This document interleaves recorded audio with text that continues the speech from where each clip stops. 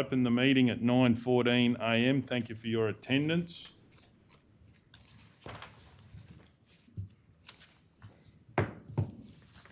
Do we have anyone to confirmation on the... I'll just note that Councillor Edwards is online attending the meeting. So moving on to confirmation of minutes. Do we have anyone to confirm on the 25th of January? Please go ahead, Councillor McMullen. Mayor, I'll move that the minutes of the ordinary meeting held on the 25th of January 2022 be confirmed. Do we have a seconder? Councillor Guthrie. Any opposition? Does anyone wish to speak? We're going to go to the vote. All those in favour? Yes. 9-0. Any other minutes that we have to deal with? No, that's good. So if we're moving on, is there anything before we need to get on to the agenda? Nope. Excellent. So moving on to item 10.1, maximising use of big rig toilets and statue cleaning. I've got a question on this one. Just to clarify, could we find out the amount of toilets that we have before we did the upgrade and what's available now? I note there were some problems with some toilets. Yes. Have they been rectified or are they still ongoing? Yes. Like as of today? Thanks, Deputy Mayor. So the thing is, all toilets are now rectified and working effectively. Right.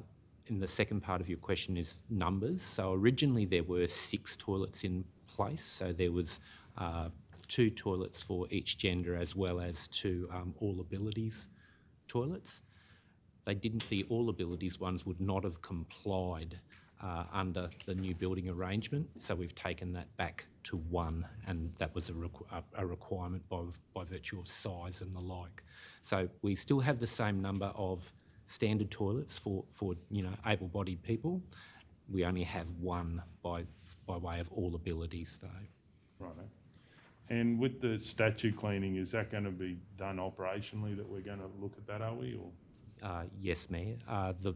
In essence, with that one, we've actually got through a request through facilities to come out and have a look at that. When I've had a look at it, there was a bit of sun blistering on it, so it actually needs a coat of paint.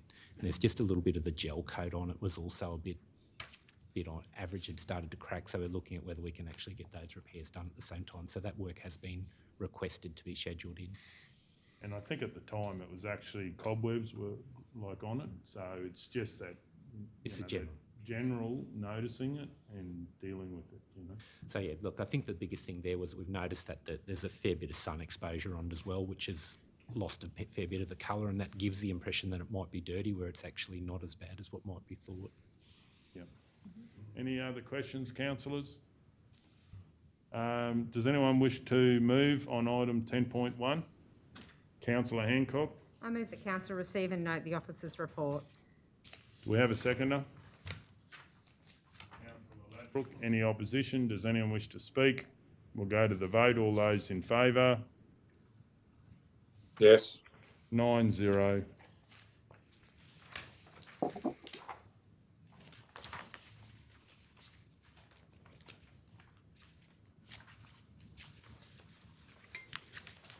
Item 11.1, extension of register of pre-qualified suppliers for... Page 50, going too 10.2. fast. Zipping along. Oh, mine's 53. Okay, page 50, 10.2, airport pavement concession. Do we have a mover? Councillor O'Neill. I'll move that Council A endorse the pavement concession for Alliance Airlines for the Santos Rugby Festival on the 11th of the 2nd 22, the 12th of the 2nd 22 and the 13th of the 2nd 22. And we have a seconder, Councillor Burkett. Were you trying to get in there, Councillor Edwards, or did you have a I question? was, but I wasn't quick enough. No. Okay. You're dead right. Any opposition? Does anyone wish to speak to it? I'll speak to it. I do believe it's a very fantastic event for the region to bring, high quality rugby to the region, especially for children and people to see this in Roma.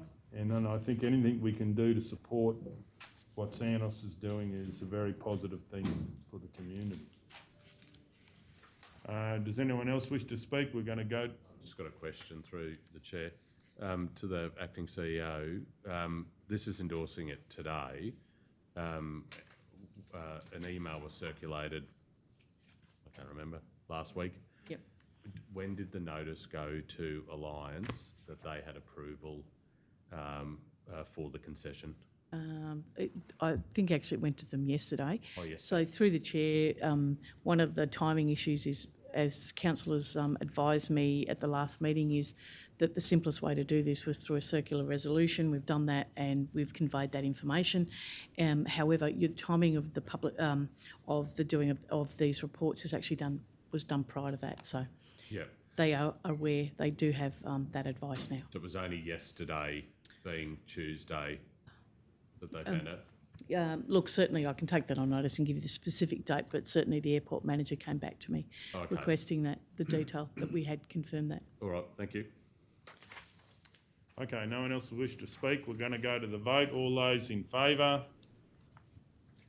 Yes. 9-0.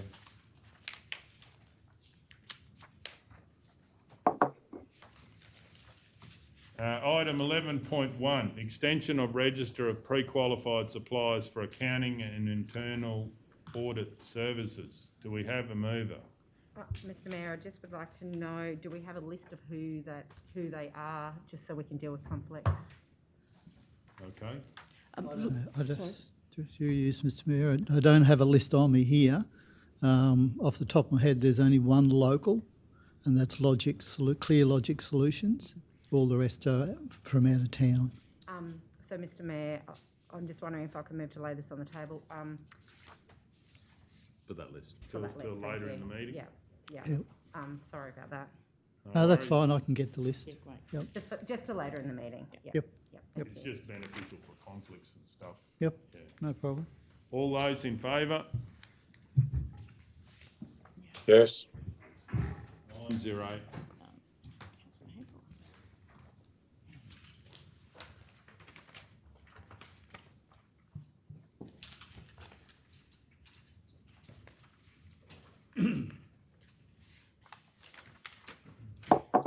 Item 13.1, Dundee Road and Gunnawarra Road Maintenance and Capital Works. I would like to move that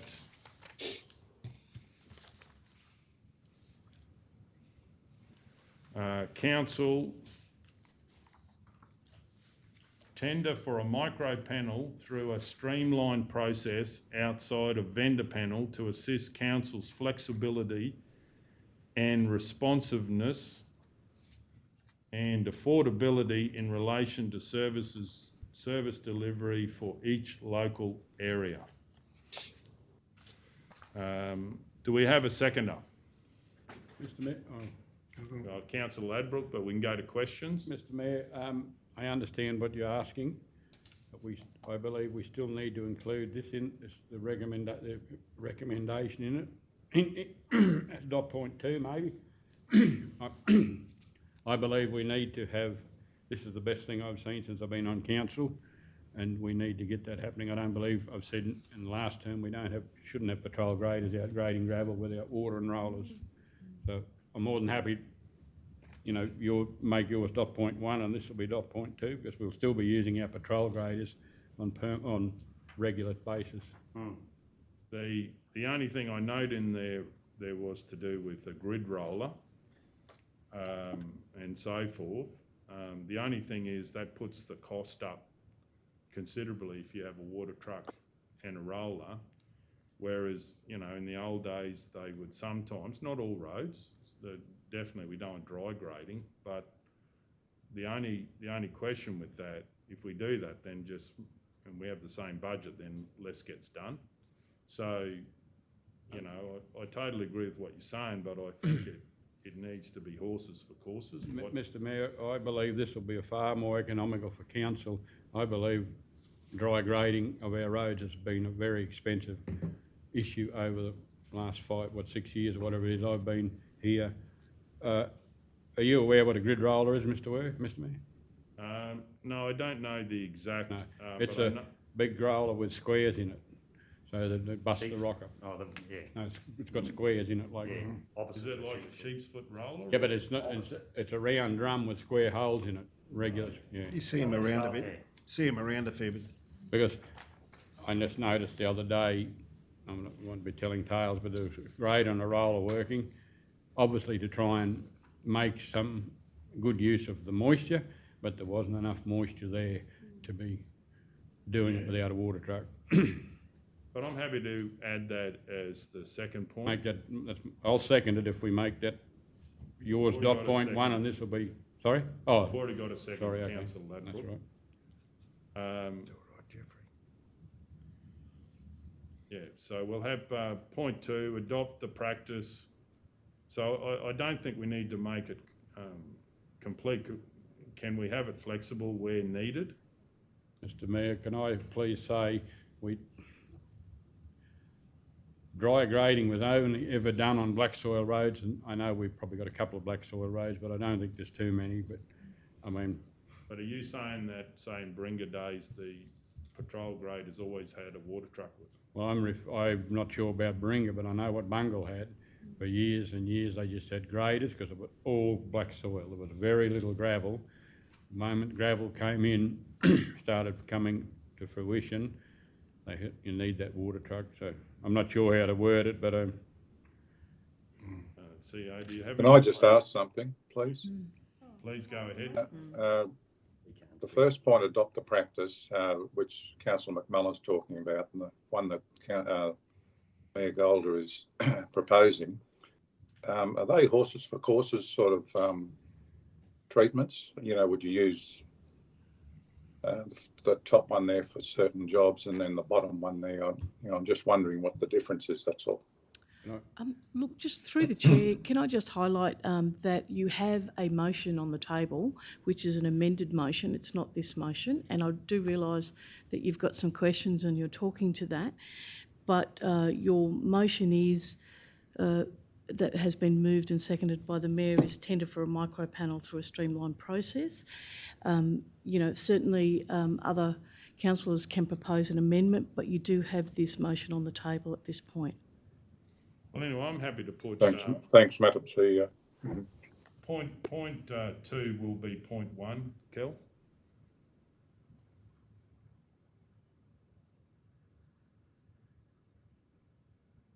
And from an operational point of view, will you have a look at it then and see what can be done and what budget and so forth, CEO, if it gets up? Look, through the chair, the maintenance of council's roads does have a budget, and when council comes to develop its budget for 22-23, you have an opportunity to consider that at that point, or to review the budget today. So I'm happy to put point one as point two. So we got that in there? I think Kel's might have misunderstood, I probably didn't. Put the Mayor's at the top and the rest follow through. Is that what? Yeah, Could I ask a question while that's all yeah, happening? please. Could you explain to me your number one, point number one, tender Sure. for a micro panel, what does that mean? So basically, we would be going out and looking for micro, obviously a business maybe 1 to 3 people. So they're really a single operator that can do works, and a lot of our problems on council are small issues that don't seem to get fixed, is the feedback I get from residents. And we need to find more cost-effective ways to be able to deal with a lot of that small work. It lets our council teams get onto the bigger issues.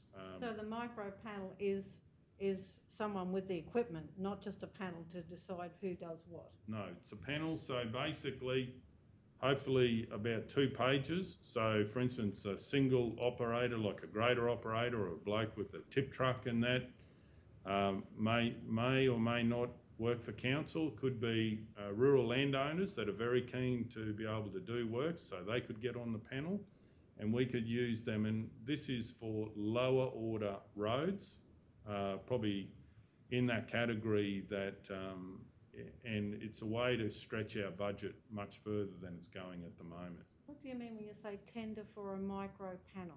What does that mean? Well, so the panel is part of procurement that we, for instance, if we, just say you're a grader operator and you said, okay, I'll fill out the couple of pages, I'll tell you all my details. If they're on the panel, then the council staff.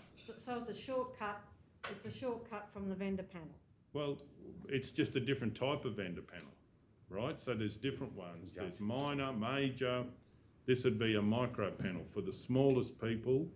And when I mean smallest in the size of the business. They'd still have to go through certain criteria, Mr Mayor, wouldn't they? Yeah. So there would be procurement would develop a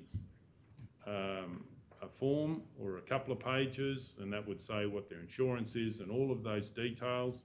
And then if they're on that panel, then council staff can use them for obviously smaller issues. Do they have to tender for the job? No, because it's part of the rules, because this is a maximum of $5,000 I'd be putting forward.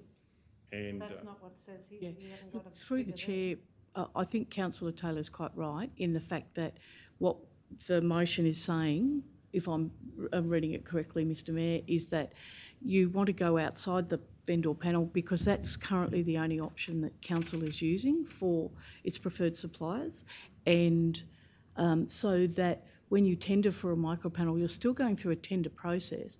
But if it's not the vendor panel process, I'm just thinking about what you've said there, Mr Mayor, is that you want some kind of short, streamlined process that's easy, I'm assuming, so that you can have a response process by anybody in the region that's interested that can be done pretty simply. Like washouts and all that sort of stuff that can just be done without having a crew. Correct, and So very we have to cost. change our policy then. Sorry if you're taking questions off the floor, Mr Mayor. Yeah, We have to change our policy. Is this going against our policy that we existing have? I don't have a problem with it. I just want to make sure we're not putting something Well, up that's against our policy, existing And policy. obviously what would happen is, generally we have to approve it, so if we move this today, the officers would go away and start doing the legwork on this. If we approve this today, we're saying we're going out to tender. What about our policy that we may have to change before we can actually, the officers can actually carry this out? Okay, so I'm happy to lay this on table till later in the meeting to get that advice, does it sure. contradict? But before we do that, I do have a couple of other Yeah, questions. if you please don't go mind. ahead. So my other question that I'd like to know is, are we, and I'm not against this, I just am making sure we got the policies right and the procedures right. Are we going to be doing different practices across the region? So I'm just wondering, like, I agree with what the director has put here in his recommendation, but I just wonder whether, is it our view that now, is it council's view that the different directors in each different area are going to have different practices across the Maranoa, or would it be worth doing a briefing with the directors to get a full understanding of what might be needed before budget time to change the practices that they might have in their mind, so that we can have a full idea of what's happening across the Maranoa? Well, this is enhancing the local knowledge that we have, where people know on low order roads how to do the drains, construct things and so forth, and they do it themselves, either for private individuals or they may do it for their own properties, because a lot of people on the land have quite good gear themselves and they're interested in doing it. So I don't think it needs to be overly bureaucratic. I think also the land type of the whole region varies, so we need different policies in different areas. But this is, if you think at the small issues, like as it was said, washouts, getting the drains right on a road, a low order road, these are the things that we can do. And at the moment, the residents aren't seeing anything happening.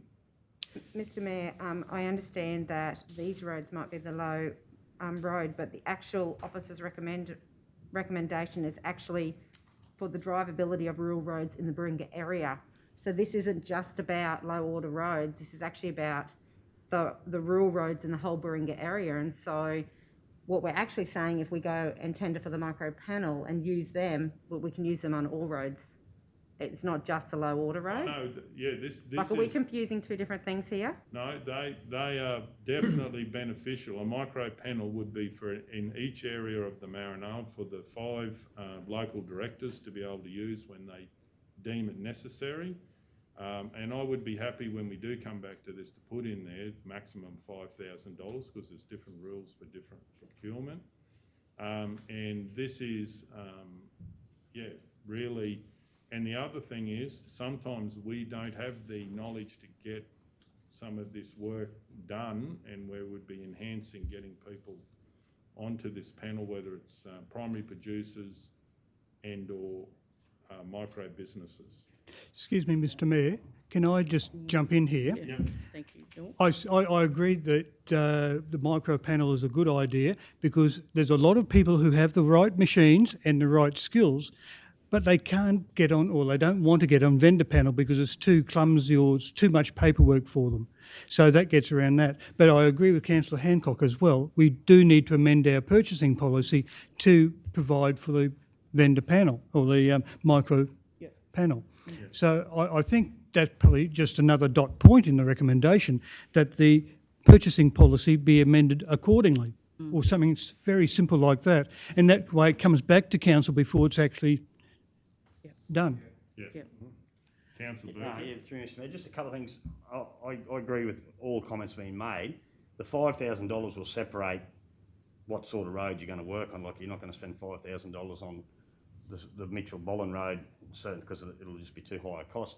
And I think having this will stop these guys which are doing off their own bat. I know people that take their load of 30 Ks to clear a river crossing just so they can get their trucks out the next day. We don't want that to happen in a way because of litigation potentially and all that sort of stuff. So there could be issues, but they're doing it now. So these sort of things will stop those guys can get on that panel.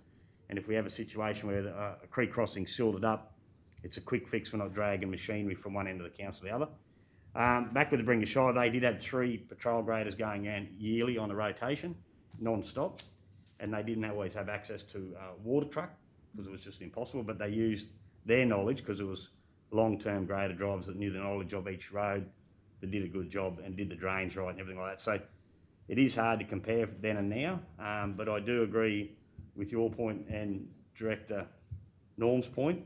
It needs to go forward, needs to do it, and I understand with Councillor McMullen's frustrations over the last few years because this should have been happening. Councillor O'Neill. A couple of points, and I've been listening intently to the other councillors' contribution. I just wonder, by combining the 2 issues that have been raised because of the motion that you've moved, I wonder if it overcomplicates having them together. I accept that we probably should have a look at the best way to get people that have their own machines and ability to be able to do some work. I think that isn't a bad idea. I think there needs to be a bit of work to work out how we actually do that. So I wonder if the resolution should be that council request a full report on a streamlined process to implement a micro panel that separate to what Director Norm has clearly done a bit of work on to identify that the practices that have been happening in the Baringa geography have not been ideal to getting the roads up to scratch. I just think they're 2 very separate things where we could move ahead today on the recommendation the officers have put to council, and clearly there's a bit of support around the table to do what has been presented, but equally I'm hearing there's a bit of support for what the Mayor has put forward to have a look at what a micro panel and how that would be implemented. Separate them out and don't overcomplicate it. Yeah, well, we're going to lay it on the table anyway till later in the meeting because we need to get this information. Does anyone have any other questions? What information are we waiting on, sorry? We'll go Councillor Hancock and then Guthrie. Just through you, Mayor, Director, Can you just explain to me, I understand depreciation expenses, but can you explain what you mean by the review of the allocation? Because isn't it, it is what it is? Well, the budget was about $2.8 million for the Baringa area for roads, and 1.8 of that is going in depreciation, which leaves less than $1 million to actually work on the roads. Either we got the budget terribly wrong in underestimating the depreciation, or something's gone wrong with the calculations to allocate what is essentially, well, more than twice the amount of depreciation for the roads. Does that get dictated to us? No, well, no. There's a formula for depreciation, and I can tell you that through all the things that are depreciated, land or not land, buildings, plant, everything's gone fairly well according to the budget. But for one reason or another, of which I don't know, the depreciation is more than twice what was budgeted for, whereas all the others are on track to be what was budgeted for. So there's something's gone on there that's identified Baringa roads, rural roads in Baringa, because the urban roads are on budget. The depreciation calculation is giving us a unexpected result. And as I understand it, it's not happening in the other directorates either. So it's only there's something going on there that I don't understand at the moment, that the depreciation for Baringa is, well, as I said, more than twice the amount that was expected. And it sits out like a sore toe. There's something gone wrong there, and we need to get to the bottom of that before the financial year, because otherwise it's sucking money out of our road expenditure, our road maintenance, because it's all going in depreciation instead of actual work. Okay, thank you. And that amount in general, I think, is very low anyway for Baringa area, let alone having that issue. So that makes it worse. Yes. A long way. Look, through the chair, just to answer some questions that have gone around, so that you may decide to lay this on the table or not, is it was raised that the current motion goes outside your policy. Yes, it does, but only because you're introducing another lever into that purchasing policy. The vendor panel process is just a platform of which council uses procedurally in order to procure. So certainly when Norm has said you could just add purchasing policy be amended, you can do that quite simply without having to go back and review the whole policy. What you're doing is adding in another lever to your purchasing, which is basically having vendor panel and something else, which is your micro panel.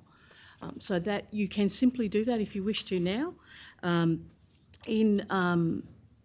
certainly in relation to the motion that was originally presented to you in your paper, is the local area director has just raised a number of those things.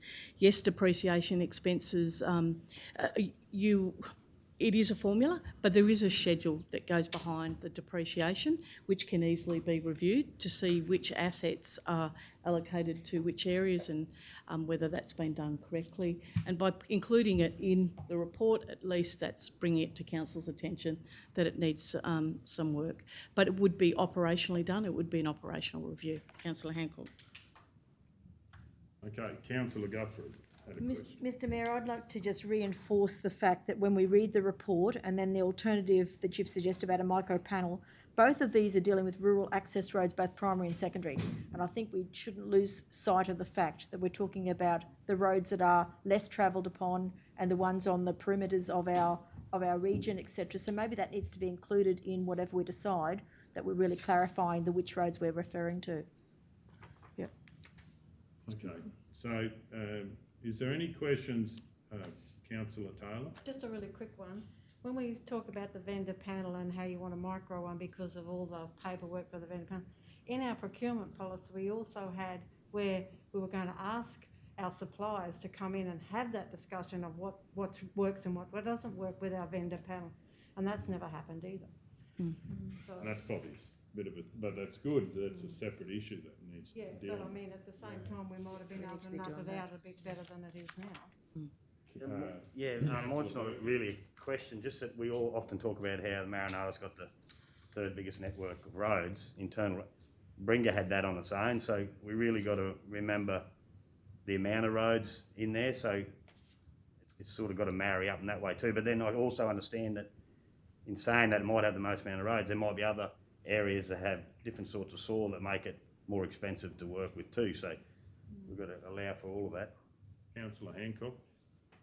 Mr Mayor, I just want, I don't know if we're laying this on the table or not anymore, but if we aren't, I need to understand where we got the figure of $5,000 from. I'd need to understand how much work that would be done. Is that enough money? Is it too? I'd need to understand more. I don't know where we got $5,000 from. Well, I'm happy to put that in the resolution if the seconder will, because it's really stamping this as micro operators doing small amounts of work up to $5,000. So it's. But where did we get the $5,000 from? No, I'm happy to put that in there because I'm talking about trying to stretch our council budget further, and this is a good way to do it. And I think it doesn't need to be any more than that. That it's the smallest. I think that's probably the smallest amount that you can have, up to $5,000. There might be one for 1,000, but I think 5,000 is the right amount because people have got to get there, do the work, and so forth. And any other questions? Well, I guess just so I can be easy about understanding that $5,000 through you, Mr Mayor, to Director, what would your suggestion be? Is 5,000 enough? Because I actually don't know. Yeah, I'd like to look, know I the think expert's opinion. I think 5,000 is simply an arbitrary number to emphasise this is for small jobs, not a large job. The first thing that pops into my mind that we'd have to nut out is what if you had a series of 5,000 jobs? You know, if you had 3 creek crossings or gully crossings plus a bit of scouring on the side, would you allocate 4 jobs for that to the one person that might end up being up to $20,000? We just need to think about this and how we're going to control it from a risk management point of view. But again, I do think that the idea is a good idea and it's worth pursuing and worth putting the effort into sorting out what those issues might be and addressing them before we have a problem. Councillor O'Neill. Just through the chair, Director Norm raises a further point to what I expressed before, that there needs to be a bit of work done to understand what the streamlined process is, how the value works, and I wonder today, Mayor, would it not be more sensible that Council not have a resolution to say tender, go out to tender, that we actually have a proposal come back to Council of what the micro panel looks like and what the process would be and how it would be implemented before putting a resolution on the books to say go out to tender? Councillor McMullen, you had a question? Yeah, no, Mr Mayor, I'm just going to make a comment. I haven't disagreed with anyone's comments, but $5,000, even $20,000, it would cost council more than that just to mow and demow for some of these jobs down there, those smaller temporary patch, just emergent patch-ups to get the creeks. And it's not just money, it's also time. Yes, yeah. And I think that's a critical thing. Councillor Burkett. Yeah, and also takes away from their programs they're already doing, so there's downtime on the job they're already on. But I think to Director Norm's point about if there's 5 jobs in conjunction, whether they're creek crossings in a row, that should trigger something else, whether it's the local overseer is aware of that then, and then they can change the system. It might come out of that micromanager and it's a worthwhile to shift plant or get bigger construction group there. So there's got to be a trigger there somewhere. And what I'm envisaging, now does anyone need any information brought back? I'm happy with the answer about amend the procurement policy. Does anyone else have anything from laying it on the table that we need to? Because otherwise we'll keep going with the motion. Just on Councillor O'Neill's point, just changing a proposal for a tender program or whatever. Well, what I'd like... Just so we can get it nutted out It's clear cut. What I'd like to do, because it's very urgent, this, and so many people have been waiting so long, that so how can we say at CEO we're actually saying we want it ready to go out to tender, but we'll see it first. Look, through the chair, I think it's just changing some wording here. I'm just having a look at this.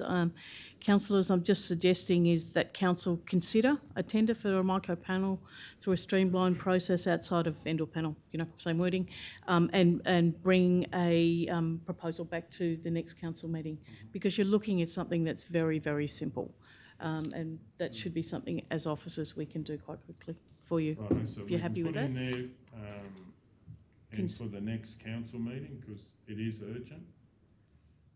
So up the top there, so Consider a tender. is that enough to get a report back, isn't it? And The council want all of that requests stuff in there, yeah. that a report be tabled at the next ordinary meeting of council on the implementation of a micro panel that has a streamlined process outside of the vendor panel Yeah, thank you. to assist council's flexibility. Yes. Then I'll put that wording in there to assist council's flexibility and responsiveness in relation to service delivery in each local area for jobs up to a maximum of 5,000. Yep.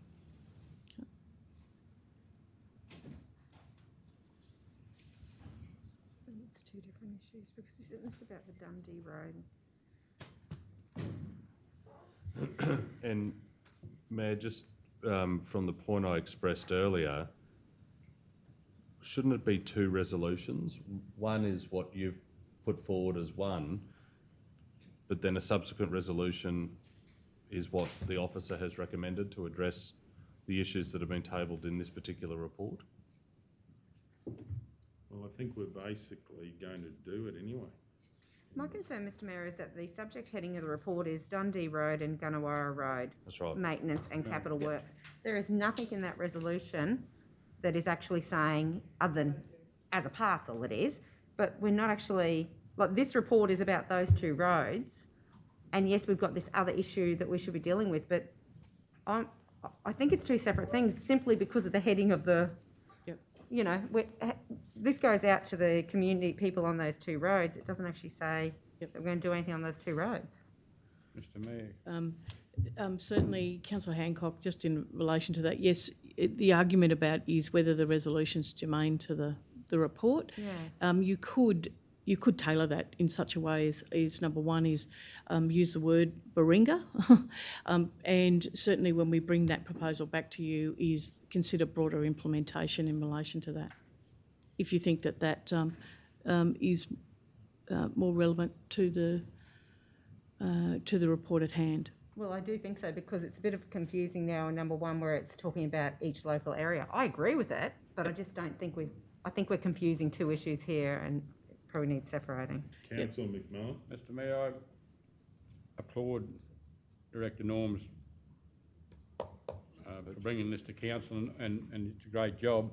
I think that recommendation, whilst I understand he's the director for Baringa, that we need to look at it, implementing that across all our four, not obviously Roma, but the four other areas.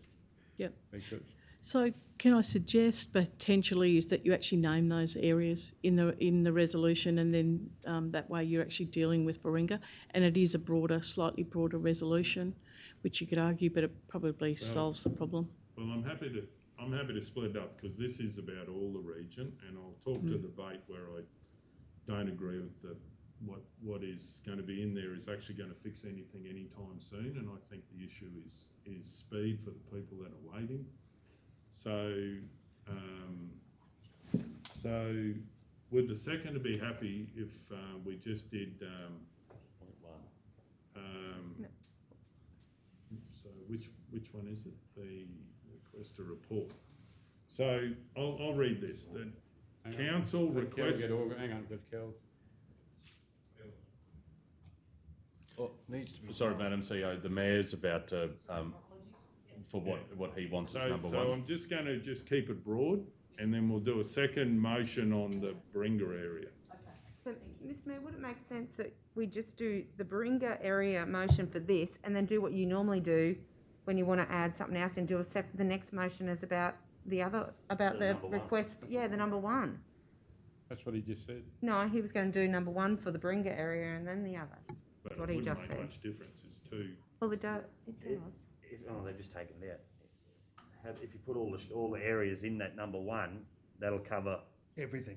everything that you want, and then we stick with the other one. I think. Got to have the right one under the right report. Kill a I don't know thousand if birds number here. one you need to specify. It says delivery for each local area. That's fairly clear.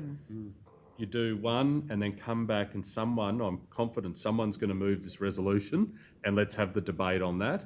And you could tack on the end and a report come back how this is implemented in the other 4 operating areas. So we're gonna do 2 separate motions, and we'll keep moving with it. So I'll read it out, that council requests a report on the implementation of a micro panel to streamline the process outside of the vendor panel to assist council's flexibility and responsiveness, and put in there affordability, please, in relation to service delivery for each local area for jobs up to a maximum value of $5,000. So that's just going to be the motion. Is the seconder happy to? Happy with that. Yep. Okay, do we have any opposition? And that's in relation to the Dundee Road and Gunnawarra Road. Is that correct? This is That's it can be used, obviously I'm targeting for those roads, but it's all roads in the Maranoa that if we get this panel in, our local directors will be able to facilitate things if they can't solve. I think Councillor Hancock's asking if that's the second resolution separate to item 13.1. So that's what you just need to know. Then we're going to do a separate one on the officer's recommendation, right? Yeah, so So we're going to have 2 resolutions on the one You're going to subject make as heading. many resolutions before we move on, so Yep. it's not going to be a problem. And look, just procedurally, councillors, this is the motion that you have been debating, the amendment that went up and there was further discussion and is still there. You need to vote on that and then you can come back to the substantive motion and adjust that. Through the chair, with all due respect, Madam CEO, that can be taken back, whoever put that. Yeah. And we don't have to continue down that, because it's fruitless now to have Yep. that debate, I think, because of the discussion. Yeah, no, we're going to have 2 separate motions, so we'll just move on with it. Does anyone wish to speak against the motion? Does Read anyone? the motion out, Mr Mayor. Yeah, I This think so. particular motion we're voting on. There it is there. Council request a report on the, is that it there, Kel? Yeah. The council requests a report on the implementation of a micro panel to streamline the process outside of the vendor panel to assist council's flexibility, responsiveness and affordability in relations to service delivery for each local area for jobs up to a maximum of $5,000. So is the seconder happy with that? Happy with that. Righto. Mayor, I'm still confused. We're now doing this one down here, but then are we going to do it again in number 1? No, It's changed. That's gone now. The mayor's simply moving what he's just read out. Yes. Another motion that we can move, which will probably be- which will addresses be this. your concerns. Mr Mayor, can I jump in? Sorry. Just apologise for the confusion, but just to give you further background, I looked at Dundee Road and Gunnawarra Road because there was resolutions identifying those specific roads. But I've also driven thousands of other rural roads within the Baringa area, and they're all the same. So that's why my recommendation was broader than just Dundee Road and Gunnawarra Road, because so many roads are all suffering the same problems. So I took a step back and said, in general, this is what we need to do, just to give you some understanding of why my recommendation doesn't specify Dundee Road or Gunnawarra Road, because it's all the roads out there, and some of those roads out there get a lot more traffic than those 2 roads as well. And just my logic thinks that, the more heavily trafficked roads should have a higher priority than than the small traffic roads, although they do need a minimum level of standard levels of maintenance to keep them up and running suitable for their purpose. So just as an explanation, Mr Mayor. So in saying that, Mr Mayor, can we not just change the subject heading, which would be rural roads in the Baringa area, and that would fix it? I'm actually targeting this for the report, so I'm You're happy actually with that. targeting this for those two roads. Yes, definitely, Okay. as a quick fix to these two roads, but obviously for all roads. Okay, so I'm going to speak for the motion. This, I believe, actually was the most anticipated thing that when I raised in the last election, where we can have local property owners that wish to be able to help get our roads up. And unless we want to tax people out of existence, I don't believe we will have the budget to be able to, because we have so many roads of low order roads, that we need to operate as if it was private people spending their own money. And I do believe that some of the micro contractors, if we adopt this at the next council meeting, they have a natural interest in getting their roads up to a high standard.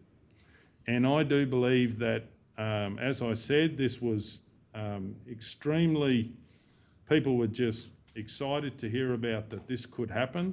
This is an opportunity for us to do this. Sometimes when you go to, well, most of the time you go to rural properties and their internal roads are better than council roads in the low order roads, and that's because they have been able to, they have all the gear to do it. It's just been a nightmare to want to be able to get it done.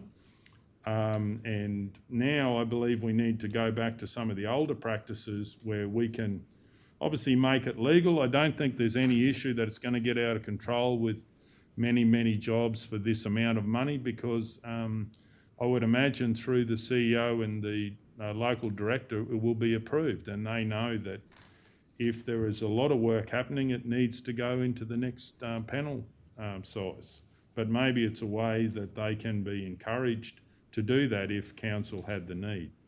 But this is focused on so many things that are festering on our rural roads, in particular on these where a landowner has put so much time into meeting with council and explaining the relatively, starting at the worst issues, smaller issues that can be solved.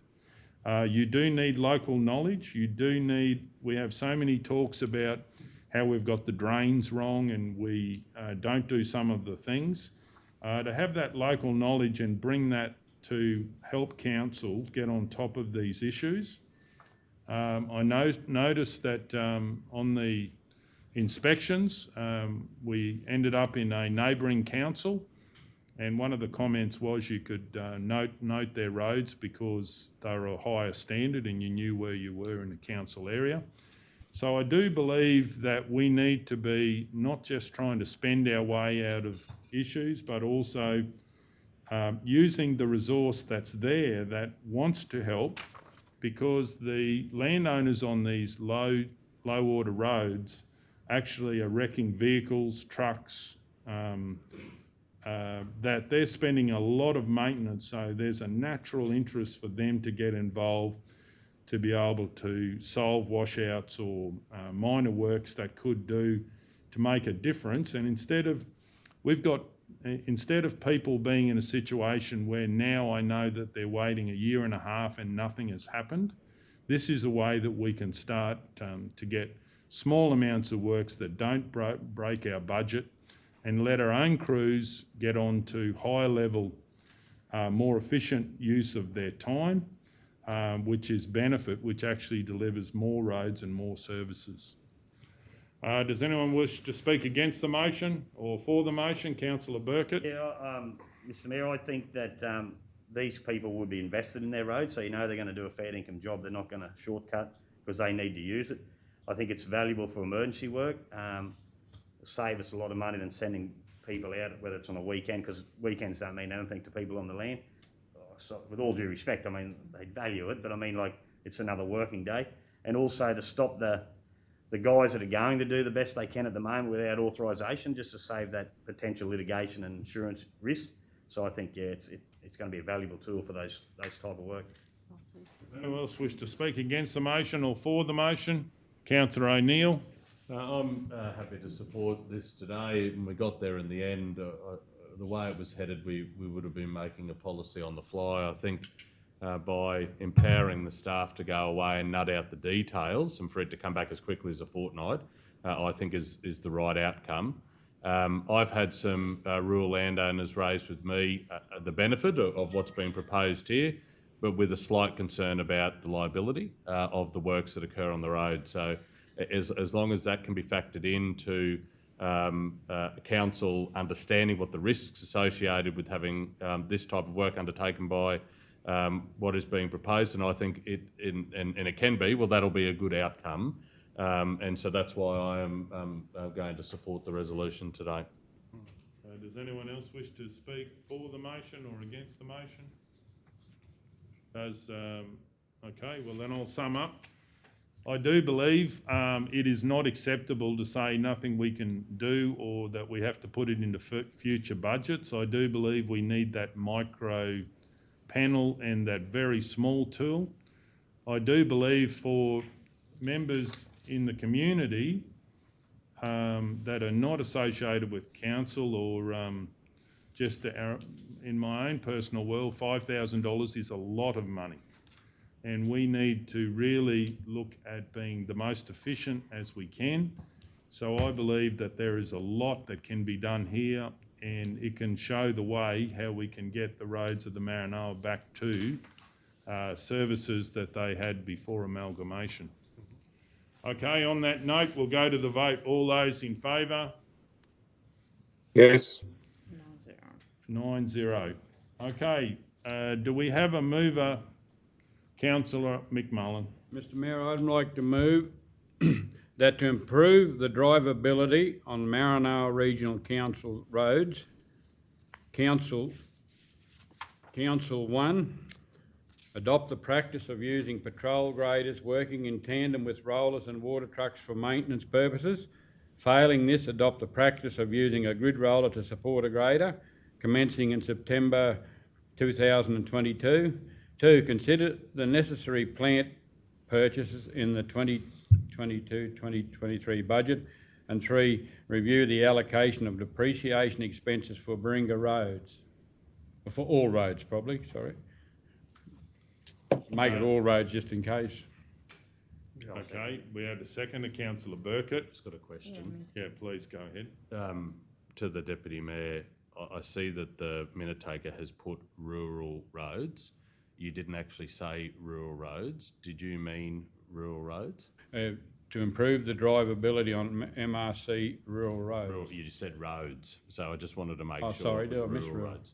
Yeah. Okay, rural roads, sorry, if I did.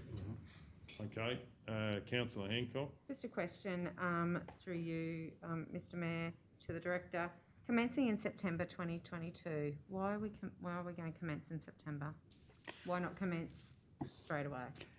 So we can get the planned purchases done and delivered so we can start putting it into practice. So there's no way that we don't have the plant out in Baringa to be able to start this practice? Well, we don't have the water trucks and the rollers. Yeah, we don't have the grid roller, but we do have the other plant necessary. Yeah, so that practice could start using the water trucks and the rollers. Yeah, because it says failing this, adopt the other one. So it's when you can't get that, you'll use the other one. That's right. Correct. Thank you. So I've got a question there. Obviously, the more that we do, or if we hire in contractors to put in certain cases, was that a recommendation to use a grid roller, whereas it's a halfway measure if we can't do the other? Yes, it was essentially because the grid roller will actually crush the rock or the stone in the road into the smaller particles that reduces the roughness of the road.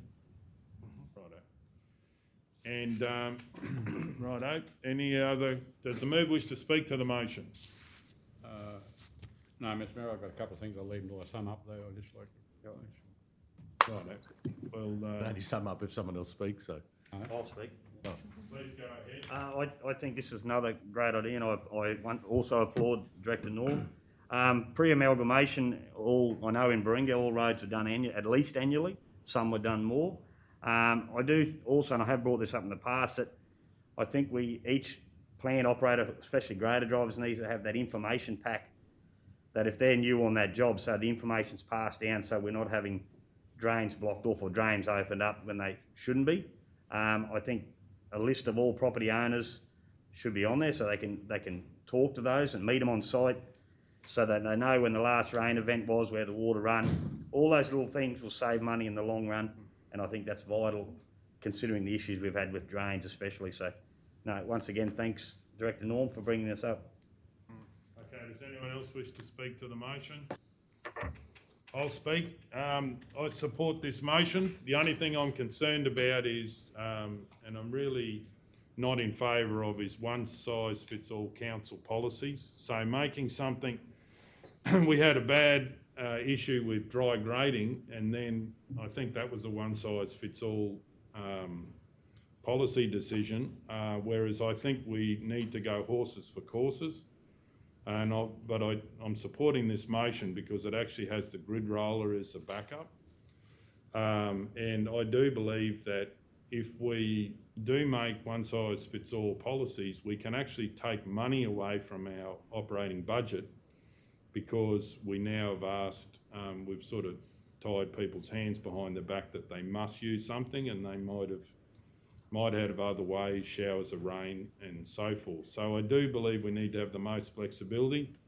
Obviously using a roller is, I think, a great idea anyway, but I think we also need to make sure we don't get less done in a year, because we do this at the expense of another way that could be more cost effective, and I really do believe that the staff will know that. But the practice of dry grading, I think, is totally wrong, and especially as it's been done in the past on fairly high order roads with a lot of gravel, and they're dry.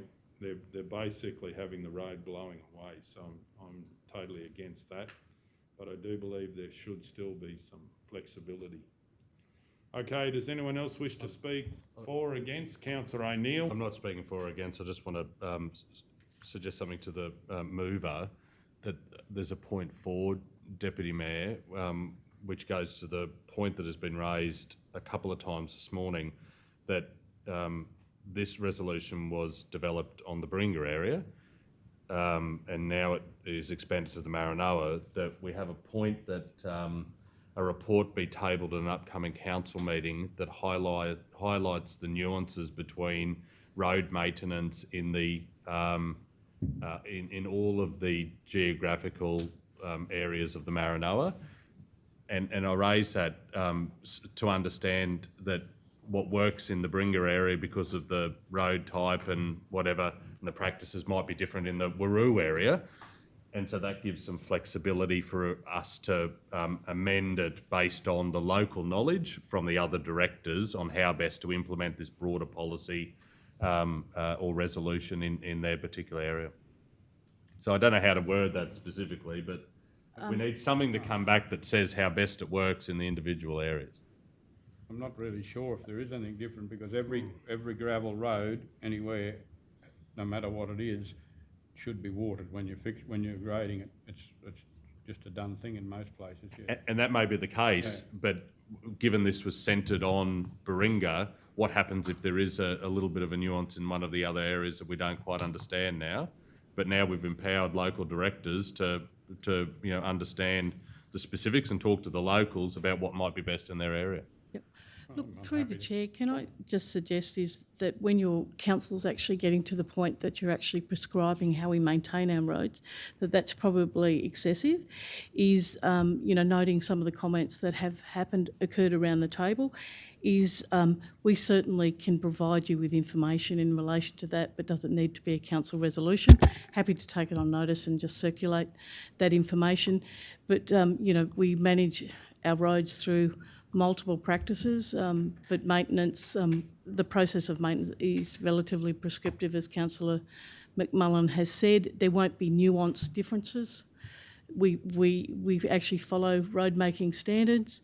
However, I believe the intent of the resolution originally was to have a degree of responsiveness to your road network that was able to react certainly to the significant number of customer requests that come through, especially when we've had small events and large events, given the fact that flood restoration takes a significant amount of time to come through, and that the aim of all of the discussion today is actually just to improve and enhance council's responsiveness rather than prescribe our maintenance activity. Just to follow up, if I can, through the chair, Madam CEO, you're referring to what I've raised at point 4 as in fact you've got concerns about point 1, which is instructing the staff of how to maintain the roads.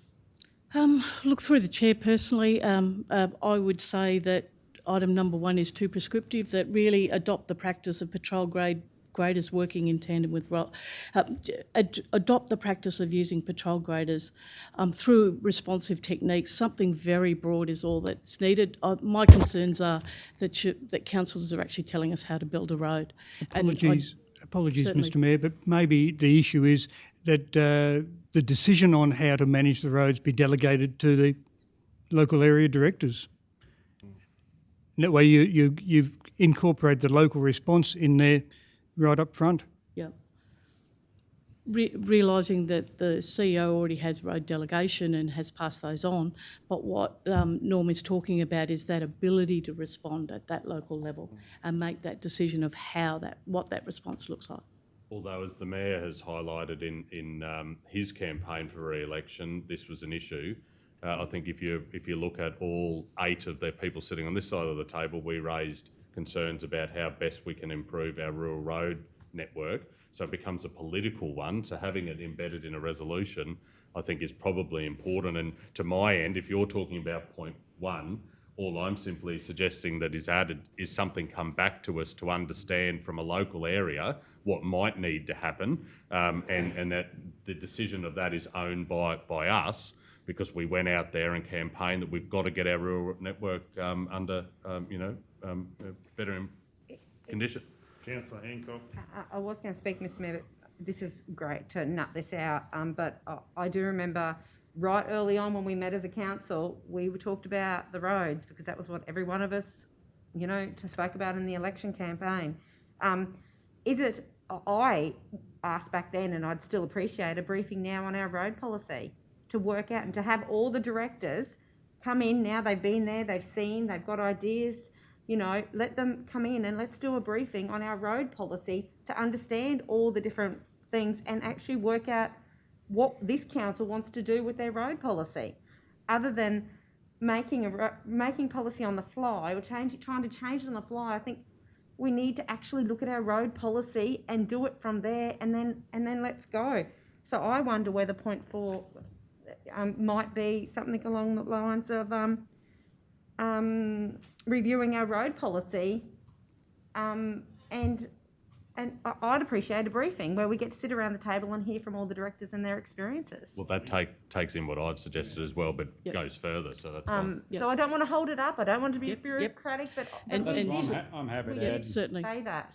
Because I'm we have a happy to road adopt- strategy, and it certainly incorporates And maybe we need to double change our decades. policy to Yep. then enable our directors to go and do, so we're not directing staff, but to go and do what council's view is. So we've got to Certainly. move it Sure. here. Are you happy with it? I'm happy to add dot point 4. What a second there? Is it a report be presented? Yeah. Can we, No, as it was, Kel. Thanks.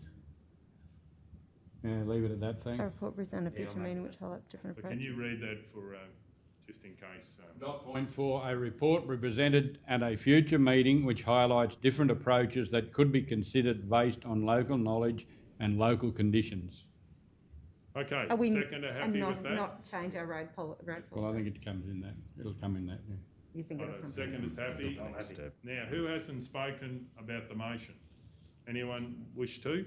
I will, Mr. Mayor. Councillor Hancock. Just furthering on what I was saying, I'm really excited to have the point 4 in there because I think it's really important that we actually look at the roads. It was such a big issue in the election campaign. It's a big issue still to our community, and I'd be really excited to have a look at that and to work out what the best practice is right across the regions and the different practices that can be used.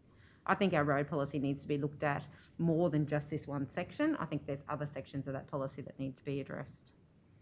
Okay, does anyone else wish to speak? Does the move wish to sum up? Mr Mayor, I'd just like to add, I'd once again like to thank Director Norm for bringing in the grid roller. I just find it ironic.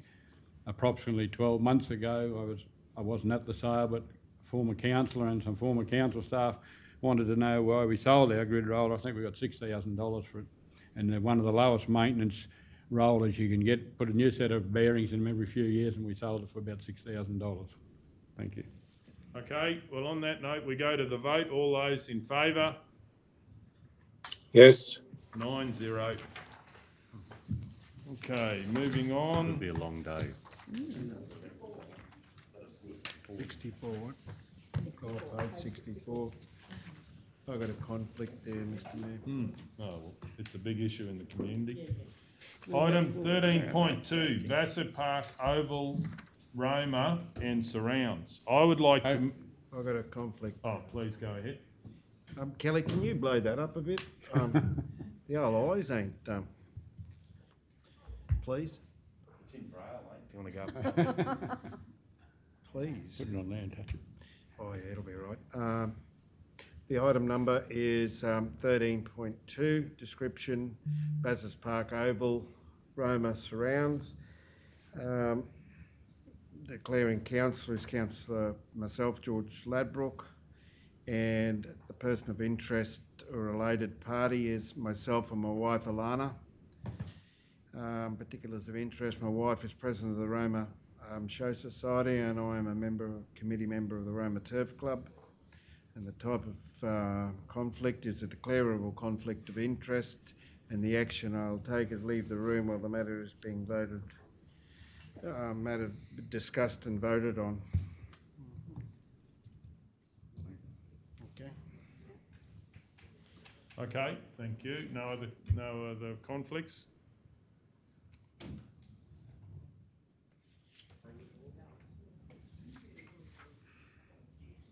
Okay, so as we said, 13.2, Bassett Park Oval, Roma. Mr Mayor, can we, I suppose we've got to move it before I can ask a question, sorry.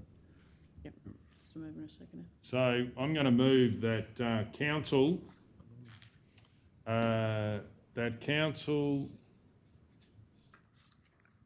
approve the purchase or provide provide approval and budget to undertake procurement of 2 irrigators to meet water irrigation quantities as deemed by the attached maintenance sub-plan. And I'll put work order 14099 in there, in brackets. 2, adopt the attached maintenance sub-plan developed for the Bassett Park Oval. 3, request the Chief Executive Officer to review the Bassett Park team leader position description to include the duties attached to the Bassett Park Oval maintenance sub-plan. Mr Mayor, before I will, but did you mean to rescind the first one first? Up the top? We should- Oh, okay, so we've got to rescind that, have we? Okay, well, I'll start with the top. No, I'm sorry. It doesn't say rescind, no. Oh, okay, sorry, no. The executive summary. That's fine, Just, sorry. it's presented that way. That's all. Question before, if I Yeah, can. please go ahead. In the, not last year sometime, I think we already approved for 1 new irrigator. How many irrigators have we there at the moment? Through the Mayor, look, we do, I understand we have the 1 irrigator in place at the moment. We only have These are a different style of irrigator, of course, that's now being talked about. So we didn't purchase the new one last time we No, we discussed. did not. Okay, thank you. Mr Mayor, I'm happy to second. Yeah, and I'd also like to put point 4 in there, or add to point 3 to review to include the attached Bassett Park maintenance plan, to include contingent, just on the end of point 3, to include contingencies when staff are on leave. So that's on the end of point 3. I'll just read that. Request the Chief Executive Officer to review the Bassett Park team leader position description to include the duties attached to the Bassett Park Oval maintenance subplan, to include also to include or including contingencies when staff are on leave. Is the seconder happy to second that? Now we have a question, Councillor I Hancock. have two questions, Mr Mayor. One of them is, through the chair to the director, do we actually have enough staff at Bassett Park to be able to move the travelling irrigators, keep them going, and actually get the best out of it? Thank you. Through the chair. We will, in due course, we have a staff complement out there of a coordinator, a further labourer, and I believe it's a trainee or some form of arrangement. So it's a complement of 3. We are in a point out there at the moment that we are under pressure, that we are down one position at the moment and trying to recruit for that at present. So once that process is finalised, our stability will be better.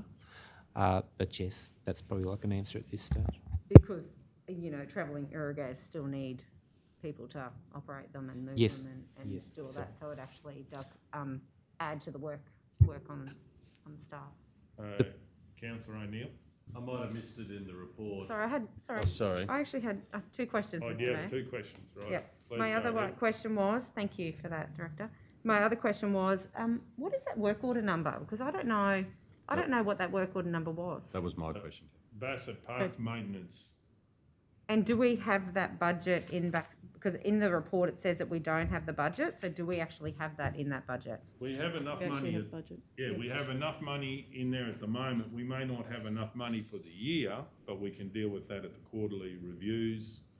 But we have enough money to be able to purchase them at the moment. So therefore, should that $10,786.82 be actually in the recommendation to say how much we're spending out of that work order number? We've actually not said who's we're buying them off. We've just given them the approval to use that, to approval and budget for. So we're not saying we're giving it to business X or whatever, we're just saying that we approve. But do we have to say how much we're approving to be spent that's in our recommendation? You would like that in there, would you? Yes. Right, so I'll put $11,000. Up to? Up to, yeah. Councillor O'Neill. A follow-up question to the question from Councillor Hancock. Can we please receive information on how much is in the maintenance budget for currently in Bassett Park, please? Yep. Sure. Look, through the chair, yeah, I've certainly got those figures. We're about 69% expended at the moment. Okay, That'll just be- did you want a dollar figure or? Yeah, dollar figure, yeah. Yeah. Yeah, certainly. And Circulate just that. while we're doing that, Councillor Hancock, just to the point, I believe, and we'll do it in the debate and that, but I believe that if we do this, it actually is less man hours, because one of the comments was they have to drag it down to one end of the facility and so forth, or when camp draft's on, they have to go and drag it over there, whereas now they're going to be able to have probably 2 maybe on the oval and then 1 in other places. So it should be less work in the end than having to shift them all the time.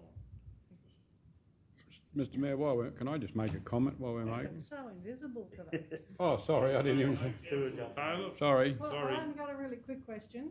please go ahead. The number 3 where it says request the chief executive to review the Bassett Park team leader position description. Is there something wrong with, like, do they have to be told to move them around then? Like, No, that's just saying that, and it was brought up, I think, the last time this came to council, that we should actually have in the team leader position that they know that this maintenance for the oval, which we all went out there and we had the delegation, is to make sure that it gets watered every week, because sometimes priorities change and we're all over here doing that. This needs to happen, and it needs to be in your job description or duties to know that that needs to happen. Now, then we go, Councillor I just want to make a McMullen. comment, Mr Mayor. People are rightly concerned about the number of staff. When I came to council in 2016, we had 3 staff at Bassett Park, and it was like a picture. Down the track, there were some issues. One staff member was transferred away to another department. We had 2, the remaining 2 stayed on their own for probably 3 years, maybe, whatever it was. The place was like a picture with 2 of them working it. And ever since the manager has gone, the original was there for 15 years, the place has gone to the pack. Okay, now, who else was next? Just in regards, I've had a lot of experience with these trailcos, and one person can shift them, set them up, no worries at all. I do agree that, and I think we did speak about it that day we were out there, that'll cut down a lot of issues with having 2 running together.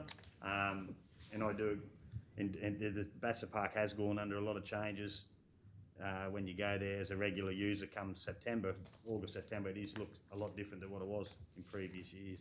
Okay, did we have that amount, CEO, or we're yep. still waiting on it? No, certainly, Mr Mayor. You've got 186,000 left in that Bassett Park budget. Maintenance budget for the 11,000 to come out of it. Yeah. But for completeness, at the end of the year we will be under, so we will have to do something, current predictions before the end of the year.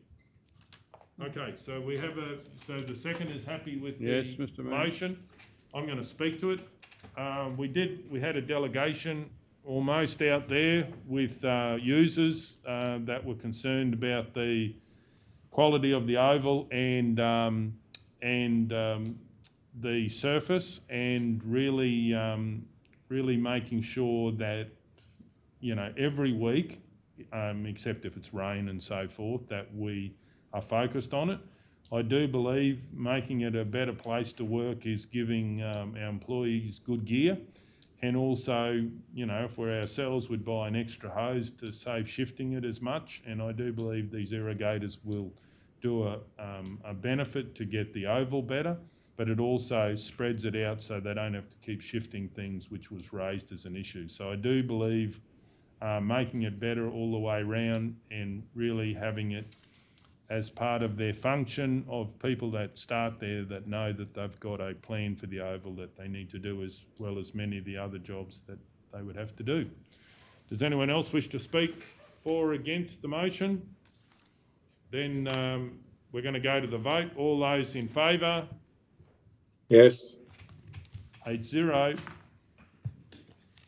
We'll break for morning tea. We'll keep going. Item 13.3, Australia Day 2022. Do we have a mover? Councillor O'Neill. I'll move that 1, council receive and note the officer's report as presented, and 2, undertake a further briefing in relation to this event in an upcoming briefing session. Do we have a seconder? So, undertake a briefing of this event at an upcoming briefing session. Righto. Can we have a seconder for that? Councillor Taylor. Any opposition? Does anyone wish to speak? I will. Just to congratulate, in particular for me, at least the staff involved with the Roma event. That's where I was this year. I've heard reports from the other councillors that attended the other events, how successful they were as well. And I noticed, whilst numbers were certainly down, and that's because of the current environment we're all in with COVID-19, there was still good attendance. I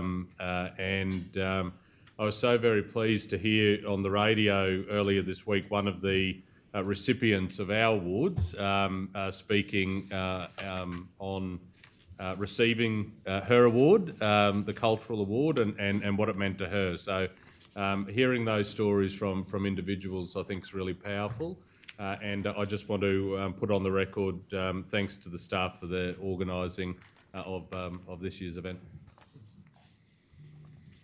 Okay, does anyone else wish to speak? Councillor Hancock? Yeah, thanks, Mr Mayor. I too would like to pass on our congratulations to the staff for the events across the region.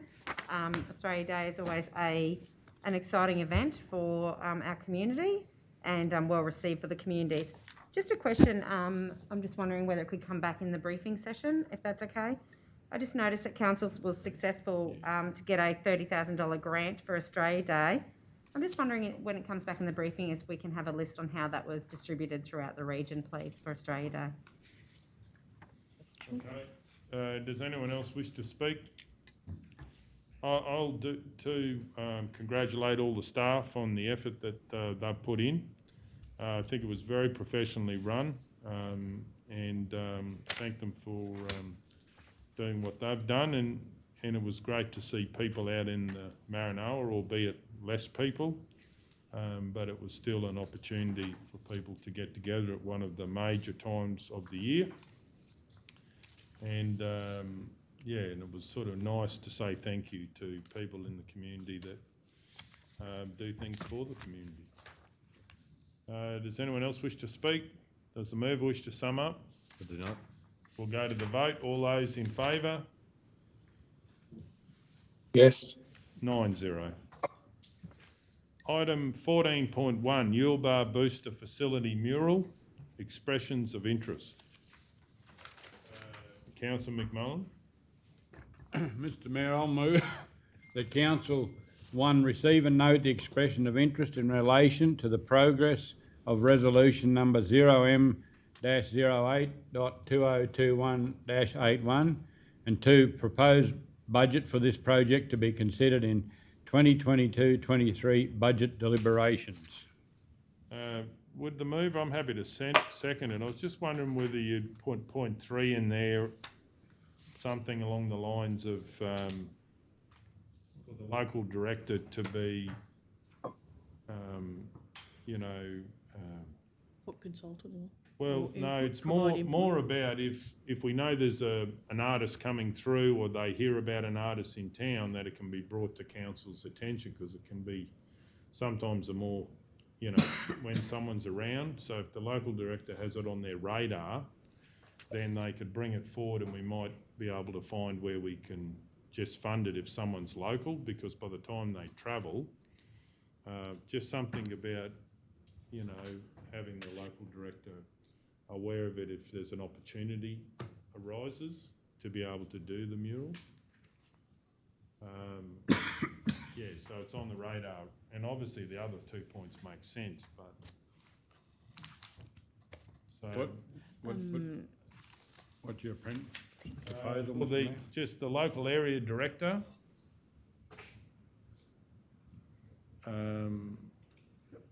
So local director, do you have anything that where you could be just have it on your radar in case someone comes to town or you hear about some opportunity that comes? Do you have any wording that you think could?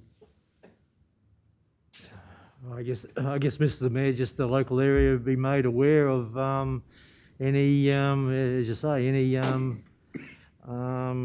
what they call artists who may be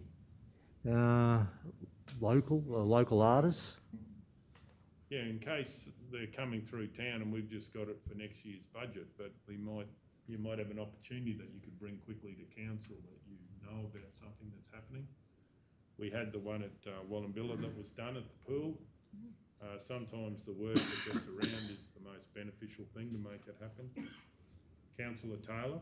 I just wonder, 2 things. The people that have already put in expression of interest, is that they've just put it in, it doesn't have to necessarily go anywhere? And number 2, do we have a time frame that we're looking at for this? Well, that's what I'm saying. Like, obviously, in this motion, we've it's going to go to the next budget to look for money. But in the meantime, and I think we got one response, I think, to the expressions of interest, or 2 people or something. But but sometimes you have artists that travel through or coming for a reason. Oh, yeah, I get that, but I was just wondering about the ones that have expressed, an interest. Where does that leave them? Like, they're just letting you know that they. So they're just in the radar. Through the chair, there was only one application in the expression of interest process, but you're quite correct. It was out went out on the 25th of October, and they expressed interest by the close-off date 29th of November. So clearly, council doesn't have an available budget at this point. So you have an artist, you don't have a proposal at this particular point. You just have interest in doing a project, and so No, exactly. And I think the second point is really clearly, it is just saying, look, consider this as part of the next budget process, and then you would have to scope up when it would happen and how much you could allocate for that. But in relation to number 3, potentially, is what you're trying to convey, that the local area director explore the opportunity for local artists to be involved in the project. Is that? And also, make council aware if there's an opportunity that comes apparent, so it might be quicker than that. Yeah. Councillor Henkel. Mr Mayor, I'm a bit concerned with number 3. I understand what you're trying to say, but I'm not comfortable with, it feels like we're directing staff. So I wonder whether it should be that council, so we are all council, that council explore opportunities to use travelling artists instead of directing the local area director, because there might be other members of our staff that also see the opportunities for local, for travelling artists that could bring it to the director's knowledge. So I just feel that was directing staff. Yeah, but we could delegate it through the CEO, and the CEO could do it. The point is... That's right, but we had local directors, so I just wonder if it should just be that council explore. So the idea is that sometimes at a fraction of the cost, it might happen if someone is going through, and that's what we want brought back to council if an opportunity happens, or that's what if the mover was happy with that. Yeah, sorry, I'm happy, Mr Mayor. Right, I'll second that. Any other, does anyone wish to speak to the motion? Or Mr again? Mayor, Yep. I'd just like to say that this mural has been in the mix for quite some time, so it'd be good if we can get it up and running and finished. Yeah. Does anyone wish to speak against the motion?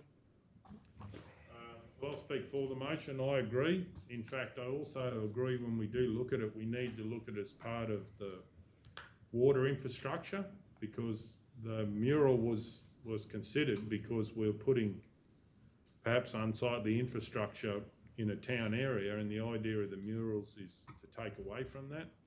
So I do believe we need to look at it as part of our water budget, that as part of doing that, there should be landscaping and, in this case, art things, and I think the art could probably even work better. So I do believe we need to look at it from that point of view. And I think the quicker we get this done, and with the help of local knowledge and what's happening, hopefully through the CEO and the local director, it might actually start to happen a bit quicker.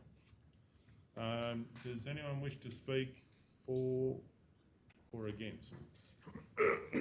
Does the mover wish to sum up? No, thanks, Mr Mayor. We're going to go to the vote. All those in favour? Yes. 9-0.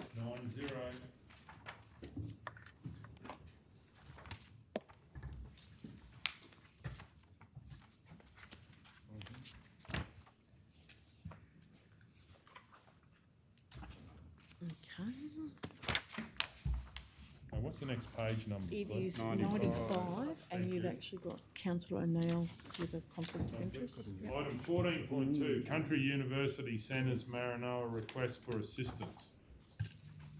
I have a conflict. Please go ahead. The description is the Country Universities Centre Maranoa request for assistance. The declaring council is obviously myself. Particulars of the interest is that the conflict arises due to my role as chair and non-executive director of CEC Maranoa. It's a prescribed conflict of interest, and I'll leave the room while the matter is discussed and voted on.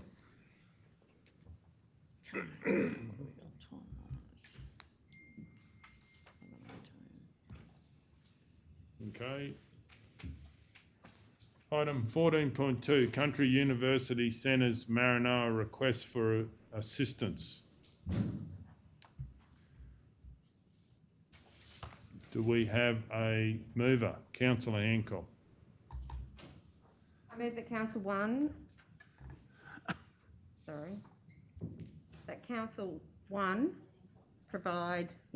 provide a sponsorship, thank you. That Council 1 provides a sponsorship to CUC Maranoa of $8,333 as a pro rata contribution for remaining 2021 to 22 financial year. 2, considers its budget allocation in Q2 2021-22 budget review. 3, considers an annual contribution of $20,000 in its budget for 2022-23 budget planning. And 4, Council approves a fee waiver request for the amount of $5,801.01 for legal fees associated with the preparation of the lease for the occupation of the former community hub building. Do we have a seconder for that motion? Councillor Taylor. Any opposition? I'll speak in opposition. Does the mover wish to speak to the motion? Yeah, I do. Thanks, Mr. Mayor. The reason I'm really happy to put this forward is I just think that the CUC Maranoa has been so successful over the last year with actually having 100 students. Actually, I think it's over 100 students that have signed up. That has kept 100 people in our town and in our region not moving away from our district. I think that's a hugely successful for our region. And the reason I believe that we should approve the fee waiver for the legal fees is simply because the CUC Maranoa is a not-for-profit organisation. The way they get their funds is through community sponsorship. So if it's not us sponsoring that, it will have to come from another source of sponsorship from within our region. And I just think that because it is our legal fees, it should be our responsibility to cover that as part of our sponsorship to the CUC Maranoa, rather than putting that onto maybe another community organisation in the region to come up with that money on behalf of the CUC. They get their money via community sponsorship, so that's why I believe that we should be approving the fee waiver and to provide further sponsorship to the CUC Maranoa, because I actually do think it benefits our whole town, our whole region, and the flow-on effect across our region. Councillor Hancock, I've got a question for you. You know, you generally say that you've got to have the budget before we decide something, but have you got a budget to do that in your motion? Yeah, that's a really good question, Mr. Mayor. I agree with you. And so I suppose we do need to... Through you, Mr. Mayor. Yes. I did put in the report that there is no budget that we can allocate to that Council would need to consider one in the Q2 budget review. Yeah, that's actually as a pro rata contribution for remaining of the 2021-22 financial year. Councillor McMullen. Mr. Mayor, I've got a question more than anything. I'm not sure. Council, whether it be declined or approved, the fee waiver for legal fees, how's the fee waiver, like they're not our legal fees, like not ours, they're not being charged to council. How do we waive a fee where they've got legal fees from a solicitor's firm or something? Through the chair, I'll defer to Ed here. Is usually what happens is council cost recovers on the cost of actually drawing up a new lease. Is that correct?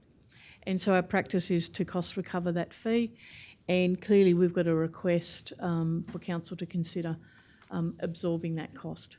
Okay, so what you're saying is, Madam CEO, council have paid the fee or will have it in the contract or something, so rather than us, they're asking us to pay it. Okay, Yes, I just yes. think so. Thanks. Councillor Taylor. I just have a question too on the fees, the 5,801.01. Is that a yearly thing? Like, this is to do their lease? Through you, Mr. Mayor, what has happened is in this agreement, it was that CUC Maranoa were to pay the legal fees associated with the preparation of the lease.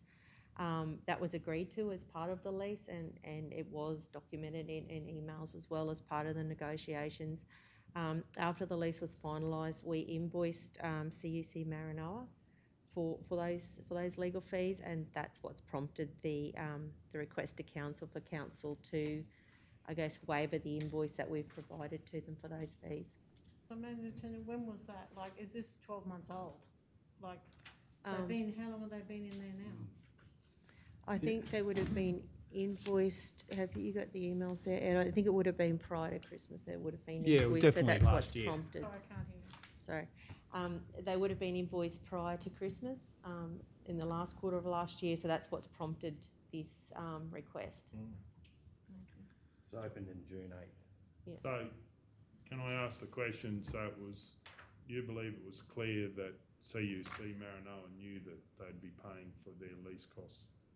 Yes. Is that correct? And I think you'd agree with that, Manager Ed, through the emails and that Yeah, were definitely, provided. Tony, I agree yes. with that, yeah. That's irrefutable, Mr Mayor. Was quite clear, yep. Righto. And I don't know that in fairness that CUC are arguing, I just No, saying, just- would you consider, you know, So councillor Hancock, did you want to change your motion at all, just to not say provide sponsorship? Because it's going to the Q2 and it might not be approved, or did you have, or you're happy with what you've got there?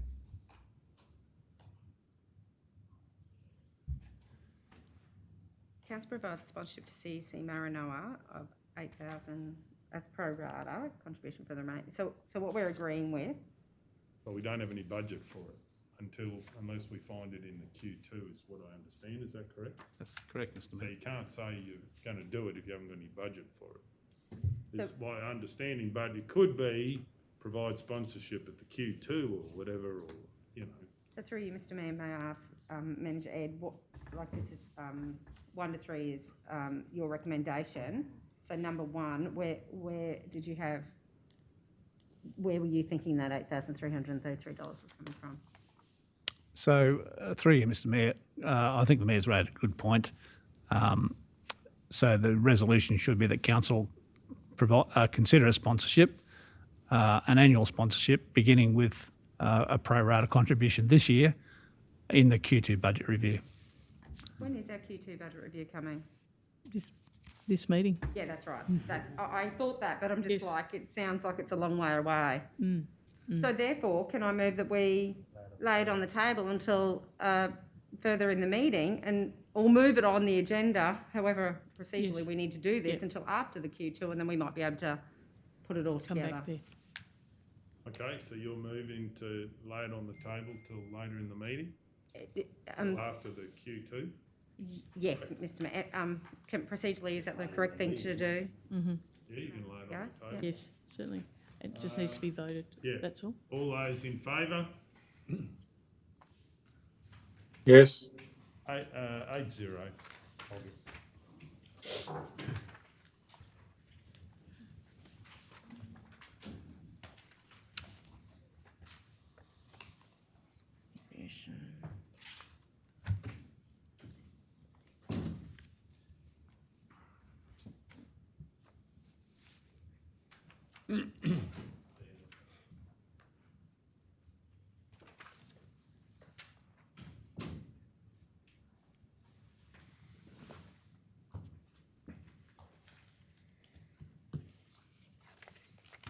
Right, okay, so we're up to page 103. Okay, page 103, item 14.3, proposed Maranoa welcoming event. Councillor McMullen. I've got another conflict, unless Oh, you're sorry. declaring something No, else. no, sorry, I didn't.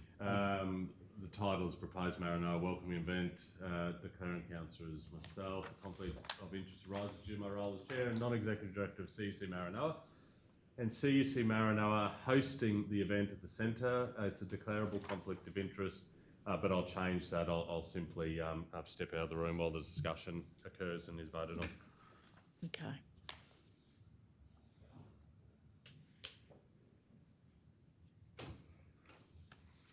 Okay, any other conflicts? I've got a question. For the $2,000, what is council actually getting for it? Like, is it going to be a major sponsor of the meetup? Is it not going to be, like, I know obviously what they're going to use some of the money for or whatever, but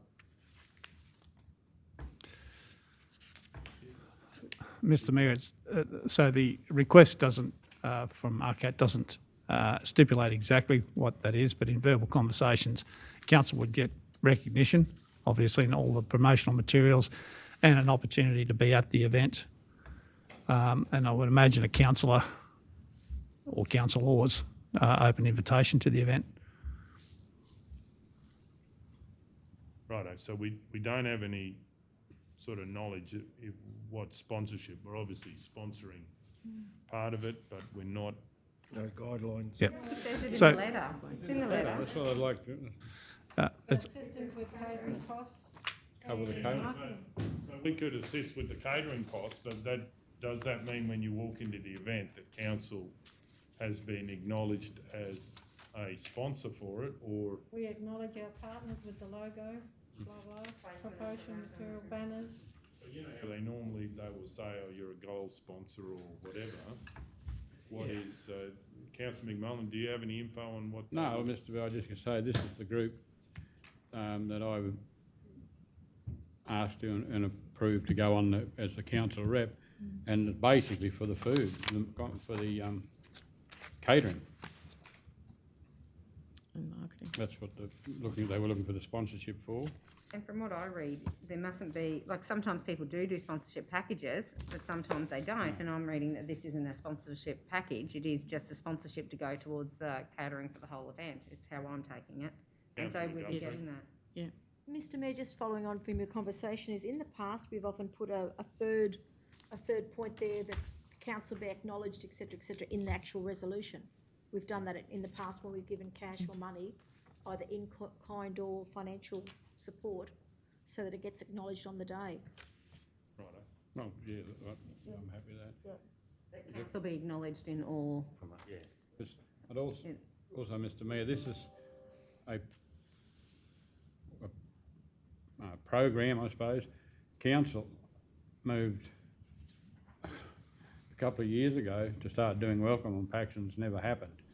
So this, no, when I don't say we moved to do them, but we moved to look into them all, and that and never went any further. And this group's RCAT's decided to get up and get it going, and they were just looking for some sponsorship for the. I think they. And, no, well, yeah, no one's moved it anyway, but I'd like to move that council, one, sponsor the proposed Maranoa meetup to the value of $2,000, which will be hosted by Roma Commerce and Tourism on the 4th of March 2022. 2, transfer required funds from WO 02880.2001.2001, Manager of Economic Development, Materials and Services, to work order 02887.2249.2001 sponsorship budget, and 3, be acknowledged as a sponsor in promotion and at this event.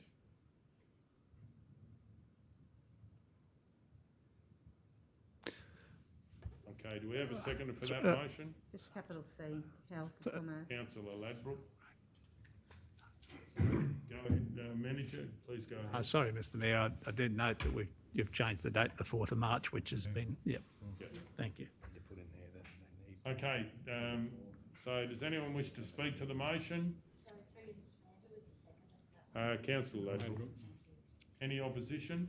Does anyone wish to speak? I'd just like to say, Mr Mayor, that before this is, hopefully this will help introduce people to Roma, the welcoming packs, and get them into the area. Okay, does anyone else wish to speak? Councillor Hancock. Thanks, Mr Mayor. I'd like to congratulate Roma Commerce and Tourism on this event. It is something that, in previous times I tried to put through council, that council does something with the welcoming to the Maranoa, and so I'm excited that a community group has now come to the table and they're putting something forward, and I'm very excited if council actually does come on board and become one of the partners for this event and a sponsor along with some of the other community organisations in the region. Okay, does anyone else wish to speak? We'll go to the vote. All those in favour? Yes. 8-0. Okay, right.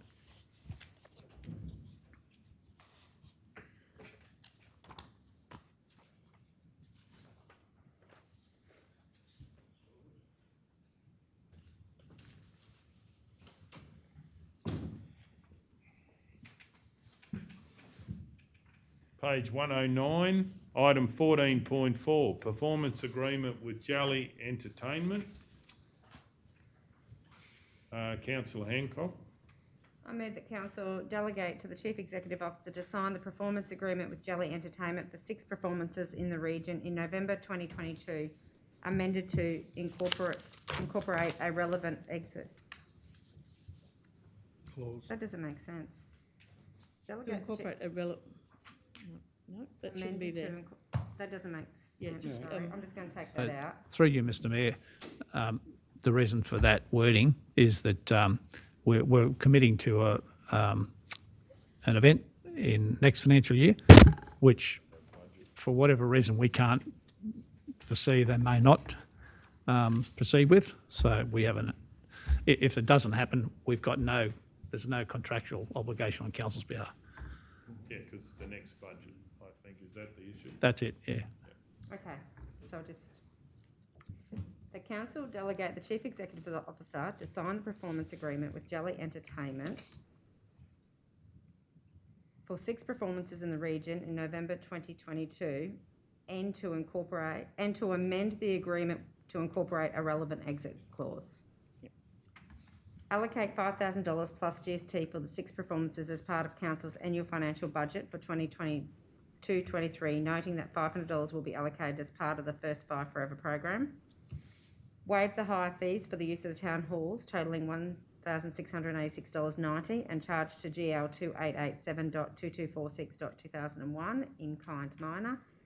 Provide entrance to each show free of charge to attendees. Okay, we have a seconder, Councillor Burkett. Any opposition? Does anyone wish to speak? We're going to go to the vote. All those Sorry, in favour? Mr Mayor, it's just not quite right. And to amended the agreement in region November 2022 and to amend the agreement to incorporate. Yep, thank you. Sorry. Right, we'll go to the vote. All those in favour? And the seconder was Yes. happy? Yeah. Okay, 9-0.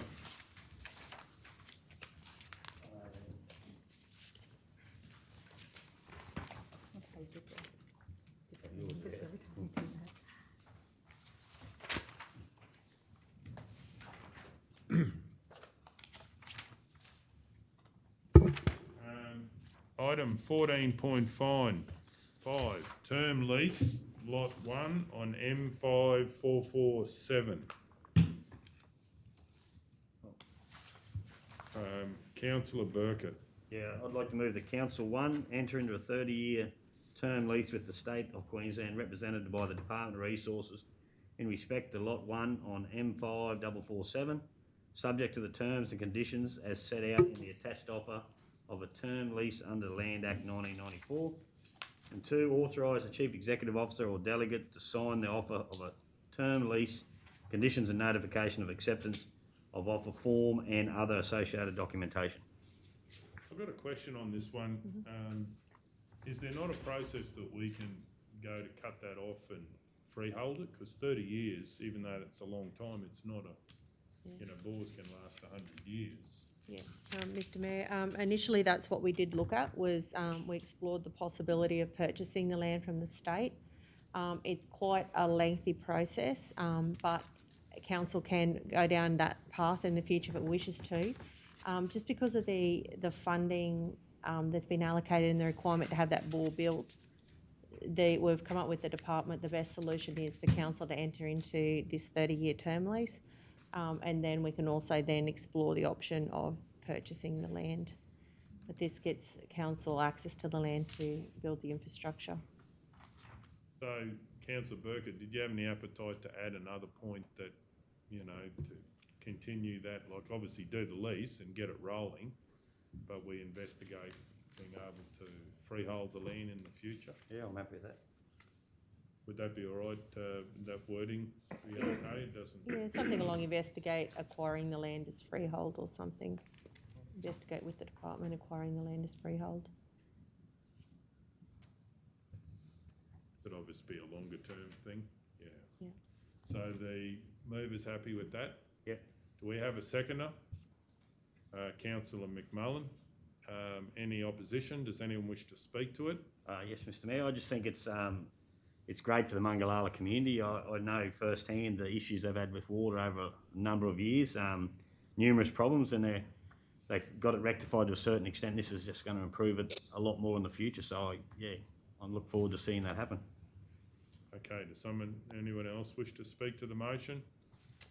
I certainly will. I think council's done some really good work in upgrading our bores in the region, and we've really got a lot of communities with better water supplies, which I think is excellent. And if we can tick this off with Mungallala and put a new bore in there, as was said, I think it'll be really beneficial for the residents of that area.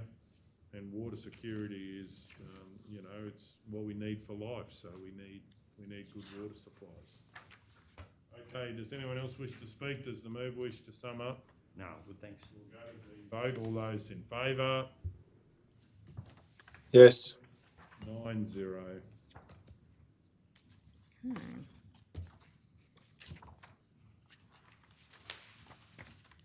Item 14.6, Hibernian Hall, request to amend user agreement hours, Watts on gymnastics, fun and fitness. I'd like to move that that council approve the request for Watts on gymnastics, fun and fitness to extend access hours for the Hibernian Hall.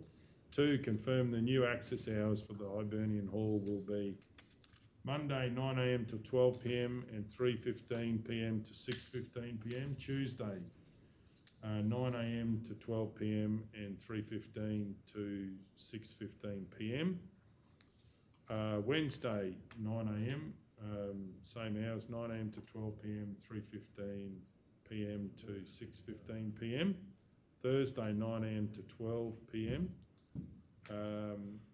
3, amend clause 9.2 of the current user agreement to reflect the chart changes. And then 4, request a review via the CEO on reports such as this that do not need to come to council in the future to streamline the meeting reports. We have a second, Councillor Burkett.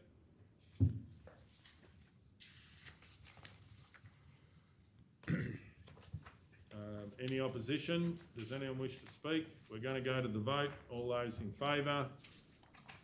Yes. 9-0.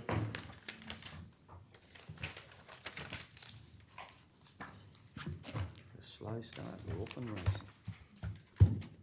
Might do close next to give everyone an opportunity to have a look at that open late. I've got some conflict maybe I've got to sort out.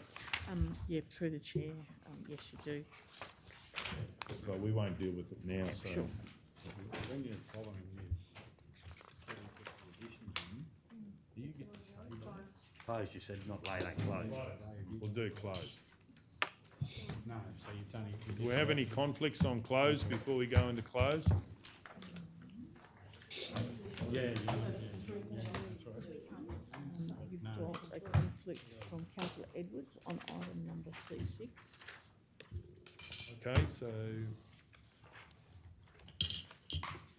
Okay, so I'll start off since it's on the thing. C13, procedural recommendations, corruption investigation, declaring Councillor Tyson Golder, person with the interest of myself, particulars of the interest. I, Councillor Golder, informed the meeting of a declarable conflict of interest involving the staff member referred to into item C13, or someone in C13. Declarable conflict of interest and the action or the type of conflicts, declarable conflict of interest. Action, leave the room while the matter is discussed and voted on.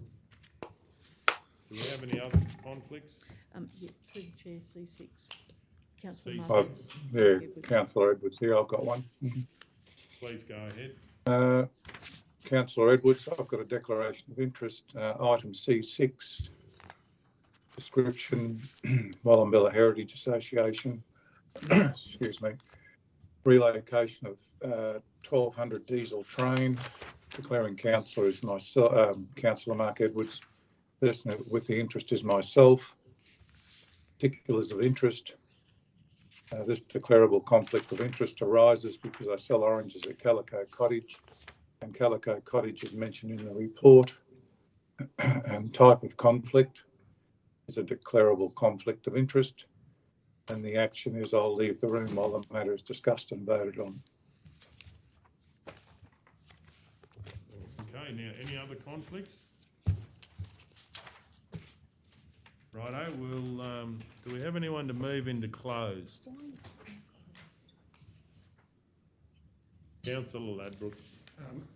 In accordance with the provisions of section 254J 3 of the Local Government Regulation 2012, that the council resolve to close the meeting to the public to discuss confidential items. That is, that its councillors consider it necessary to close the meeting. Keep going. In accordance with section 254J 5 of the Local Government Regulation 2012, the following tables provide the matter be discussed, an overview of what is to be discussed while the meeting is closed. C1, Business Excellence Program. C2, Mitchell Memorial Park Project Update. C3, Nomination of Project for the funding under the Australian Government Remote Roads Upgrade Pilot Program. C4, Request to grant discount assessment on 130-12604. C5, Review Supplementary Rate Notice Assessment 150-19573. C6, Wallumbilla Heritage Association relocation of 1,200 diesel train. C7, 2021-22 quarter two budget review to the 31st of December 2021. C8, pumps for Roma flood levy. C9, rural land services, materials and services budget. C10, payment to Department of Agriculture and Fisheries annual biosecurity payment. C11, New Roma Proprietary Limited transition out. C12, Employee Code of Conduct. And C13, Procedural Recommendations, Corruption Investigation. Is there one more? Late one. Oh, yeah, that's C9. Has everyone had a chance to And read there's the C. late close? Yeah.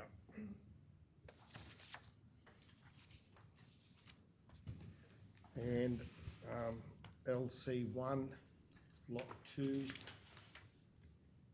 on SP 123 777.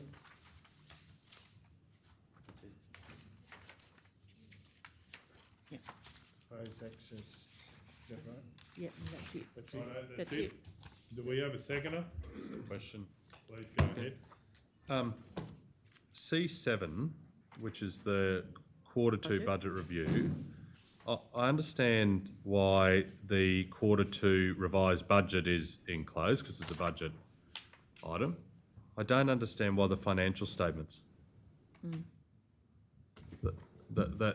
That shouldn't be in, it'd be inconsistent for that to be enclosed. So financial statements, unless someone corrects me. Yep. Look, through the chair, look, it's a good question, is in your budget review, you actually have a number of unfunded projects, and should you adjust all of those budgets, we will actually need to go back and adjust those statutory accounts and represent them to you at the next council meeting. I accept that. That'll be if the quarter review changes are made. Yes. But the current financial statements that are presented don't include your unfunded projects. No, but so therefore they're current. Yes. And so should be. Yeah, they could be easily presented in open. Well, it'd be inconsistent for them not to be. But don't we do that separately where we have a monthly financial report? So we have it in that, or? But this is the financial Yeah, statement. look, through the chair, you can move them. You can move a motion to move them out into open. Yes. So what I either mean way, is- what you're saying, CEO, is either way, can go either way, in open or closed. Look, through the chair, I think what Councillor O'Neill's trying to suggest is that we really should be reporting our financials as an open report for transparency. They've been put together simply because we're considering all of the budget together. In essence, there is a likelihood that you could have considered all of the budget in open, including the financial statements, which should be in open, should be endorsed and be in open. I agree. But we normally have that as a separate report. Which we did at the last meeting. Yep. And is that last month, is it? Or what's the? You've had a number of reports go up to council. You've had your December financial statements go up, I think 2 meetings ago. You've had another set of statements go up last meeting, and you're now doing your mid-year budget review, which has been put into confidential, all of it. Mr Mayor, may I contribute to Yes. this? I think we need to acknowledge that when you put the agenda together for a meeting, we have to make some sort of value judgment as to what might contain confidential information and what may not. It's council's decision whether you go and include it in the closed or not. Yeah. But obviously, if we put it in the open session first, It goes up. It's too late. there's no point in doing it closed because it's already out in the public arena. So we always take a very conservative view as to what goes into closed, so that we don't, put it out in the open before the councillors have the opportunity to actually close the meeting to discuss it. So in my experience, you often find things being pushed in the agenda in the closed section that may or may not warrant being closed. It's a council decision as to whether it's closed or not. Yes. But as I said, we take a conservative view so that we don't, disclose things that council doesn't want disclosed. So just. Thanks, Norm. And look, really, the issue is in relation to statutory accounts as to whether you're going to endorse them today or not. Because if you do make any amendments, they aren't included in your current statutory reports, and they should be, and that needs to be endorsed by council. So there is the likelihood you won't endorse these statements today, should you make any amendments. But if you do, and if you don't, and you do, you can move a motion to put them into the public arena. Okay. Yep. Sorry if that's a bit complicated. No, I understand. Yep. And we did have, so the monthly financial reports for December have been gone. They're Certainly, open. yeah, certainly. You've already, they're already included as part of the minutes. Yeah, they're in open. And my further question is, the basis at C13, the procedure recommendations, the corruption investigation is enclosed. It's a policy. No, it hasn't been closed as yet. Sorry. The closure of the investigations depend on the decision here. It was a recommendation. We've advised them that we would put the policy. I've got a conflict with Yeah, this, sure. I probably need to leave Sure. while you're discussing this and then come back. Deputy Mayor, can you take over? So we're still in. Closed. So my question is a procedural one, not Yeah, about it's the just about specifics of why it. is it enclosed. Yeah. Yeah, that's And what I we're thought. saying is the discussion is confidential, not the motion, the decision. There's- Again, the classification is local government regulation 2012 section, legal advice obtained by local government or legal proceedings involving the local government, including, for example, legal proceedings that may be taken by or against the local government. There isn't legal proceedings against the local government. No, but if council doesn't adopt a public interest disclosure policy, there could be legal ramifications for the council following that. But it's a draft policy. I haven't been able to put it together as to why it would be in a closed Yeah. session. Well, again, just being taking the precautionary approach. Yep. It was put into closed because there was that possibility that if we don't follow the recommendations of the CCC, there might be some action down the road as a consequence of that. Again, the decision can be moved into open once it's made. Obviously, all decisions are actually going to be public decisions. But look, again, as Norma said, is that when we've put the agenda together, our assessment is that we've put that into close. Certainly we can take further advice on that if we need to, should any future situation arise. Well, in that case, what led to the decision to keep it in closed? What was the trigger? Well, I don't know whether we can talk about that in open. We're in an open policy, in an open thing. Yep. But it's not going to be, we can't say anything in open. And there's my point. Well, we've got to go into closed to do that. Or you take it out of the closed and we talk about it in open. Yeah. Then you can't say what you want to say then. Why? Because the policy's out in the open then. No, we're talking, the policy is. Yeah. And what about the letter? Well, anyway, it's up to, I'm only one, but I think we should go into close before we make any decisions I'd about rather err on changing. the side of caution. Just a question, Madam CEO, policies, Nick, when we adopt generally any Yep, policy, sure. let's talk policy, that normally happens in open, that policy then is a public Sure. document. Sure. Yeah? Yeah. So this is the discussion to get to the policy, but we are actually developing a policy. That's actually what we're doing in a response to something. Yes, that's right. And the concern we had was that in discussing the background to this might disclose something that it might lead to further action. So can I have a follow-up question then, if that's okay? We're not adopting a policy today. We're not going to form a policy today. Yep. There's a policy attached. Well, there is, yeah. There's a policy in here the that's question. not public. And there's a recommendation. Yeah. Given what was just been raised, then I'm hesitant to do this, but are there other councillors that have a conflict of interest? I don't have a conflict. Well, then, Because this was dismissed, my thing was dismissed long before this letter was sent out. well, then my point then, Councillor McMullen, is this should just be out in the open, right? Because we're developing a policy that is fairly, important for our council. I can't speak for the mayor, so why don't? I'm not speaking. No, He's I mean- already declared something, got out. Well, he didn't officially, so I think we should err on the side of caution because I think we're getting on the verge of saying too much. Yeah. So through the chair, I mean, there's always the option for councillors to actually move something into open, but you do need a majority to do that. That is something that procedurally you could move, or a councillor might like to make a motion in relation Can to you, if we go into closed, and then the conversation leads a councillor then to believe that this should be an open, can it then be moved into open?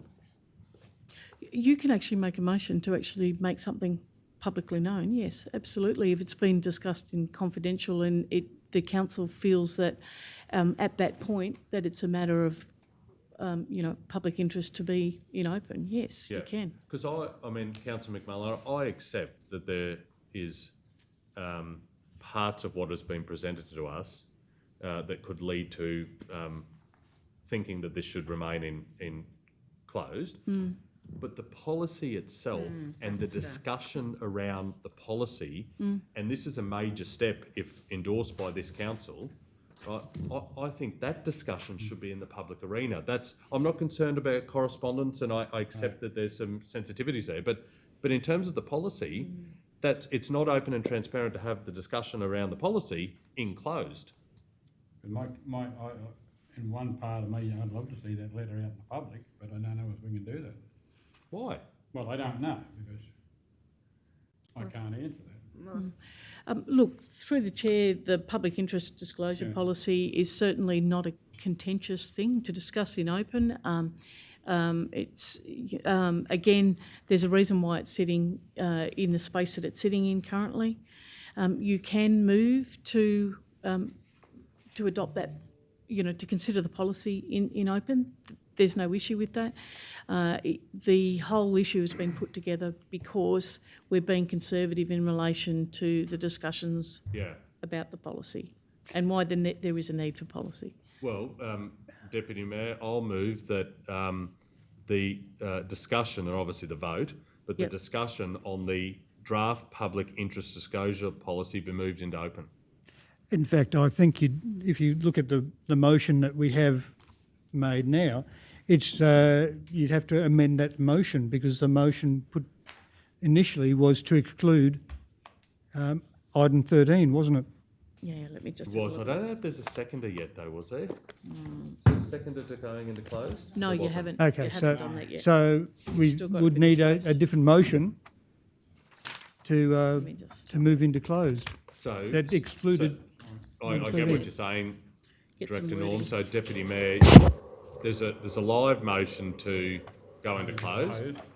If you were to seek a seconder for that, and then I could move an amendment, as I just foreshadowed, on this particular item. So Councillor Ladbroke, you moved the motion. Could I have a seconder, please? Councillor Hancock. Deputy Mayor, I'd like to propose an amendment. Go ahead, Councillor. And that the amendment is that in relation to item C13, procedural recommendations, corruption investigation, the matters associated with this item that relate to the draft public interest disclosure policy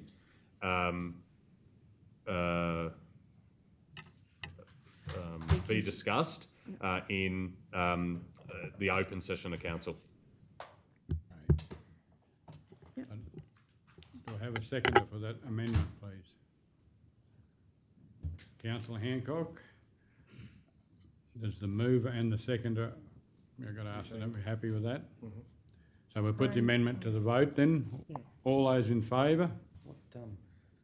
This is of the of the amendment. Now the amendment has been accepted by the mover and the seconder of the original motion, which was to go into close. Yep. That becomes the motion, Now it becomes and the now you need to motion, take and a then you need vote to on now going into closed. Okay. The amendment becomes the motion. To be Yep, clear, sorry. so this whole 2013 or just parts? Just the policy policy. is Just going the to come out policy. into open. That's correct. Just the policy rest going is into stuff. open. Yes. Okay. All those in favour? Of going into closed. Going into close, sorry, yeah. Yes. So what, 1, 2, Yeah, 1, 2, 3, 8, 0.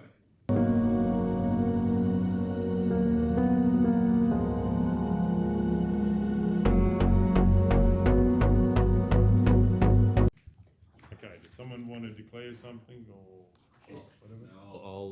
I'll move that item C7, 2021/22 quarter two budget review to the 1st of December 2021 be deferred until the second last item of the agenda. Do we have a seconder? Councillor Burkett, any opposition? Does anyone wish to speak to it? We'll go to the vote. All those in favour? Yes. Okay. 9-0. So I'll move. Can I move that C12 go into open? You can. Certainly. Any appropriate wording there? I'd like to move that item C12, employee code of conduct, be moved from closed into open. Just a question for the CEO. In regards to employee matters and that, is that an option rather than you have to have that in, like that's an option It's obviously why it's been in there, but is it an option to have it in open if we wish to?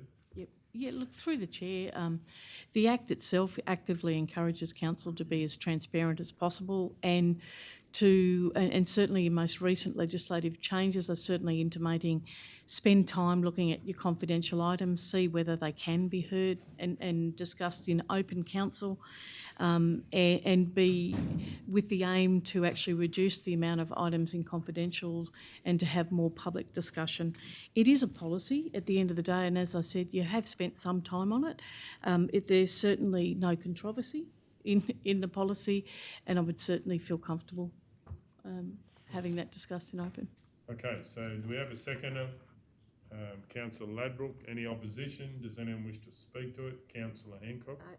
Just on what you were saying, Mr Mayor, I just wonder, through you, may I ask Manager Nola, is there any reason you think that it should be in the closed, that we may not be aware of, just being an employee code of conduct? You raised a good point, Mr Mayor. Probably at this time because there has been so much work done on it. The original report went to you as a closed report. Sorry, I can't hear. Can you hear me, Councillor Edwards, now? Yes. Yeah. So the original report that went to you in December went into close. That's because we were giving you employee feedback. Basically, there's virtually very little change from the original code of conduct that was put up to you from that, so I don't see that there would be an issue with it moving into open now. It's basically you've received the feedback from the employees, and this is now formally adopting the code of conduct that virtually was presented with one minor wording change, as was discussed at the last meeting. Okay. Thank you. Okay, we had a seconder, Councillor Ladbroke. Any opposition? Does anyone wish to speak? We're going to go to the vote. All those in favour? Yes. 9-0. Okay. Do we have anything else? Or does someone want to move? We're going to close. I move we're going to close. Do we have a seconder? Councillor Burkett. All those in favour? Yes. 9-0.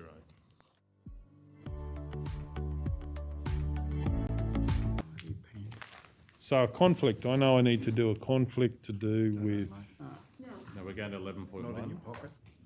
okay, 11.1. You've been playing. Well, I'll do it when closer to the time then. Yep. And so I think there is a councillor that does have a conflict. Okay, 11.1, extension of the register of pre-qualified suppliers for accounting and internal audit services. Did we have a conflict? Yeah. Councillor Hancock. I'd like to declare a conflict on item 11.1, description extension of the register of pre-qualified suppliers for accounting and internal audit services. Declaring councillor is Councillor Joanne Hancock. Party with interest is Ben Hancock, my son. Particulars of the interest is Ben is an accountant at Floor Hanley Commercial and Agribusiness Accountants. Type of conflict, prescribed conflict of interest, and action. I will leave the meeting while the matter is being discussed and voted on. Swinging your arms around. They're not. Oh, right. But anyway, it's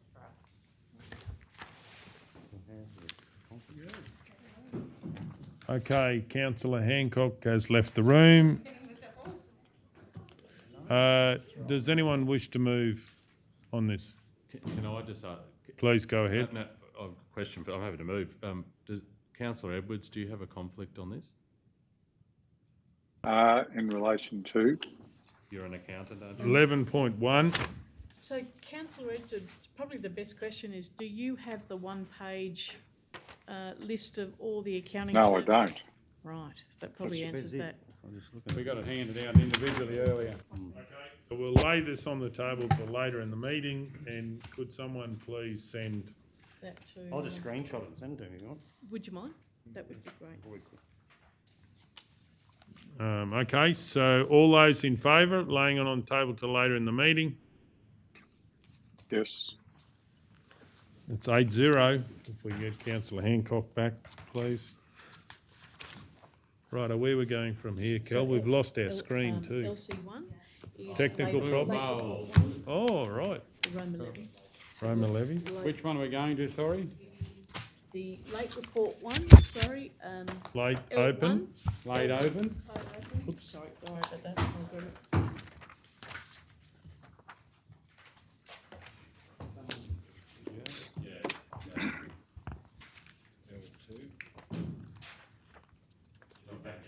Righto. Clickety click.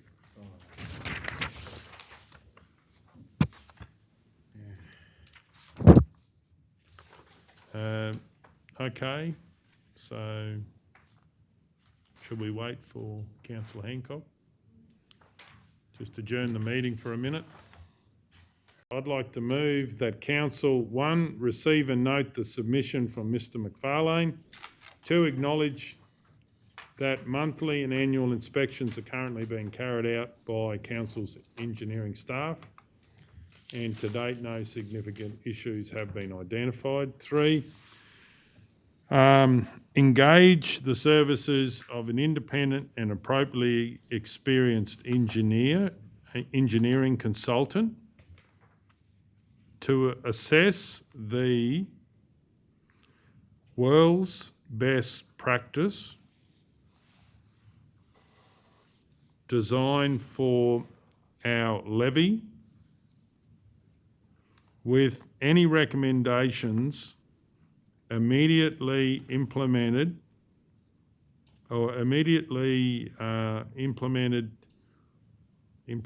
via a special meeting.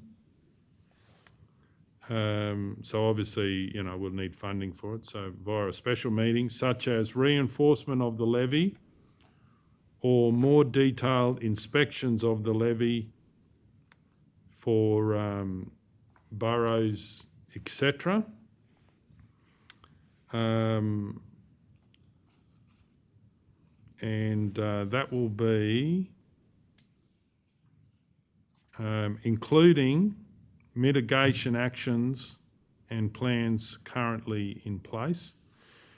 4, update the disaster management plan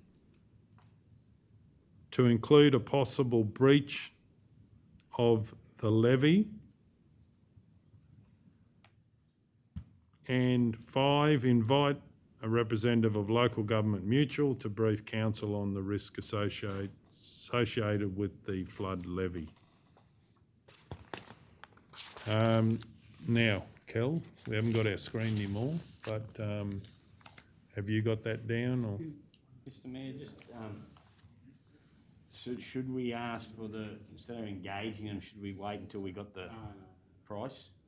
I've got I think it's quite urgent on. I didn't use, I'm going to quote, basically, is that something that can be delegated to the CEO to do that? I've got a funding, disaster management, and it would be charged to disaster management reserves. And do you have delegated authority if council decide to do that to? Certainly, if council wishes to delegate that authority to me, I can accept that. Right. No. I don't know the exact dollar amount in those delegations. I could easily find that out. But council's practice is if you need me to do something on your behalf, you delegate it to me or you authorise me to do it. So the number one thing is the urgency to do this double check. So yeah, I don't mind. That's why I put disaster management reserves, which would more than cover something to be done. Councillor Burkett. Just another question. So is this on the back of Mr McFarlane's request or other? It is some of the issues that have been raised to double check, and I think it's prudent to do this. And it's really, we've had the levy in place for quite some time. It's never been tested. I do believe that, if residents bring it to our attention, that we should at least double check it, and it's we owe it to all the people. So that's what it's about. Councillor Taylor. I just have a question too. If Please. I could ask the Director of Engineering. Yes, sure. If you consider that we should do point number 3. What's the point number 3? 3 was engage a consultant. Yeah, Should we, I was, sorry, through the chair. I'm struggling to understand how to define that one, checking something, world best practice. Because this levy, when it was built, when they were building it, this was the example for Queensland. This is the first time they built the First time. Yep. What was that, sorry? And it's very difficult to define somehow how they want to do the modeling again. They want to dig up and find the foundation underneath it. We got the as constructed drawings. It's very hard to define something, it's only 80 years old, for somebody to come and engineering wise saying it's safe. They need to check every inch. Only thing they can go and review the drawings, review the documentation, the design thing, and they can say, yep, what they're reviewing makes sense, but how it's built, it's very hard somebody to, without digging every inch, scan it. Yeah. It's impossible. Excavate to see what layers of compaction they got.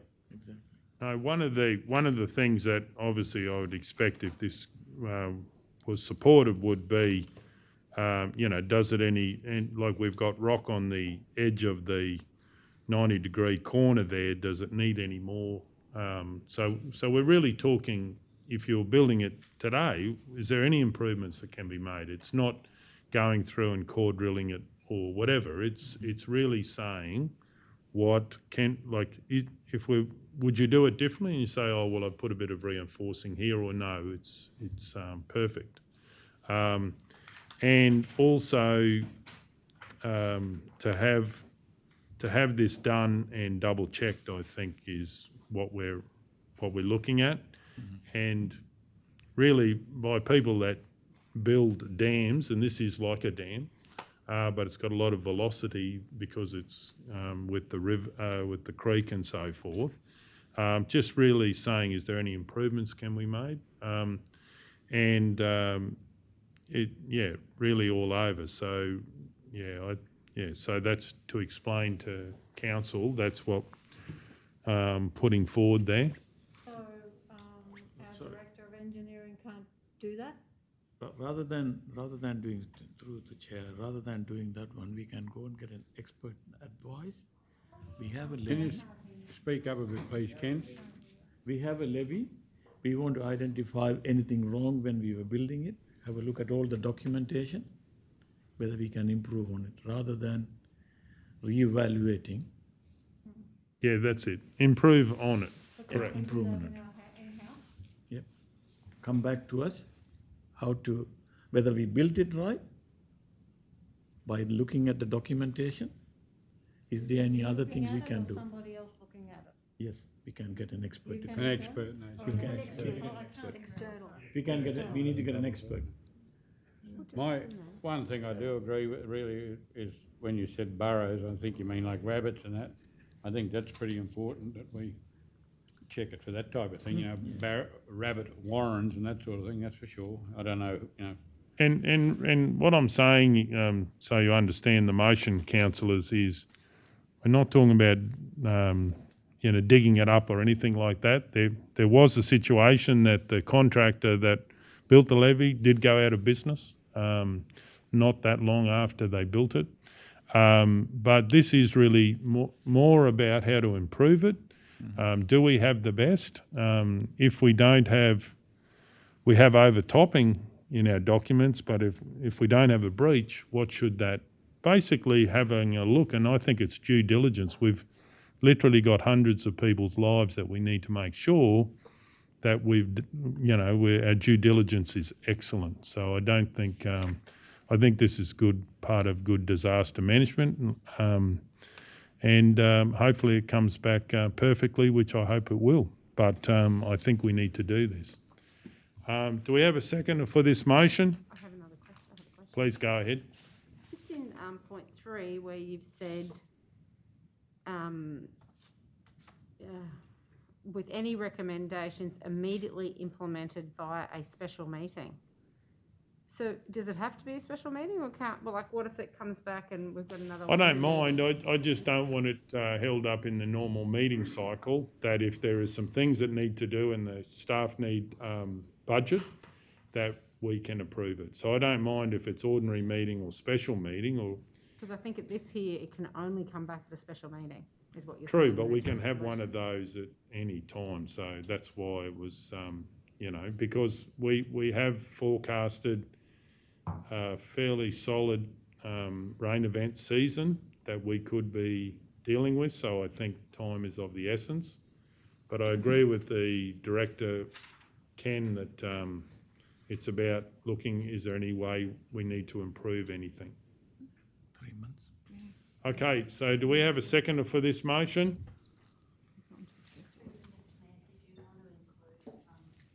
I'll second it. Yeah, I'm happy to put both. Oh, Yep, so is the seconder happy to have special meeting or ordinary meeting, and when the findings come back? And there's also just in there, you've got such as reinforcement of the levy or more detailed inspections of the levy or boroughs and et cetera. Do you mean inspection of the levy for boroughs or Yeah, inspection of the levy? for boroughs or incursions, that where they've dug into the levy. So we would, perhaps one of these things is that we have regular inspections of the levy for that. And do we actually need the WO number for the disaster management reserves funding? And it doesn't matter what price, we're just saying go and do it. Well, what I would be putting forward is that we delegate that through to the CEO and they do purchases all the time, so.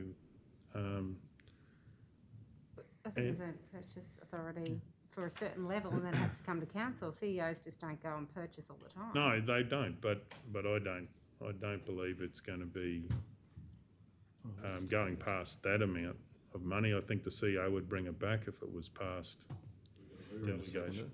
No, we don't. So, Yeah, Councillor just Edwards, second. through the chair, your disaster management reserves are $442,978, and we'd like to think that that was enough. Look, if your council feels comfortable putting an outline in relation to up to, you can do that. Or if you don't, it's a case of how would you like me to use my judgment? Is that if something was an indicative amount, it was significant, to bring that back to you at your earliest convenience. Yeah, I'd be happy with that. I just want to. I think it's quite time sensitive to get rolling on this. Through you, Mr Mayor, Madam CEO, does that include potentially that other item we've got on the agenda with that budget, that allocation? Through the chair, would it flow on?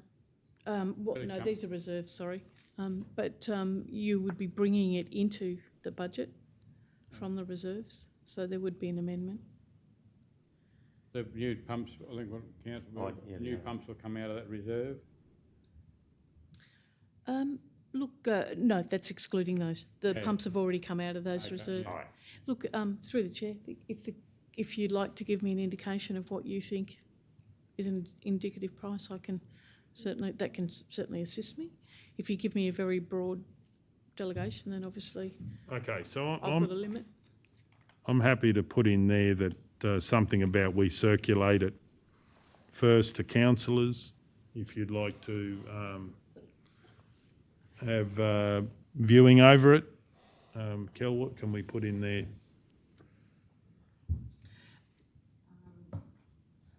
the moment, you've got authorised the Chief Executive Officer to engage the services. So are you seeking a cost estimate to engage the services? That goes back to my question earlier. Yeah. Do we need to get a price first instead of authorised to engage? We need to say. I've got a suggestion of words. Yes. So you've got a mover and a seconder, so I'll propose an amendment to point 3, which is to authorise the CEO or delegate to obtain at least 2 quotes to engage the services of an independent and appropriately experienced engineering consultant to assess the design for the Roma flood levy, and consider those quotes at a future ordinary meeting, at a future meeting of council. So that's sort of changing the world's best practice design a bit. So we're changing that, aren't we? With what When you're you say saying. world's best practice, you just mean you want the top notch. Well, we want to know that it is world's best practice on, is there any improvements that can be made to what we've got? Any, maybe there's nothing that we can be done.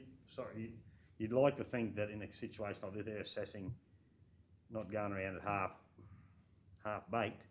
You know what I mean? Like, you'd like to think they'll come out and give you because it's around a town, like, you'd like to think they'd take it seriously. If it's not the world's best, what do you do? Yeah. I'll just read that again. So Kel's got, if I can. So the amendment I'm moving is authorise the CEO or delegate to obtain at least 2 quotes to engage the services of an independent and appropriately experienced engineering consultant to assess the design of the Roma flood levy against best practice and consider their quotes at a future meeting of council.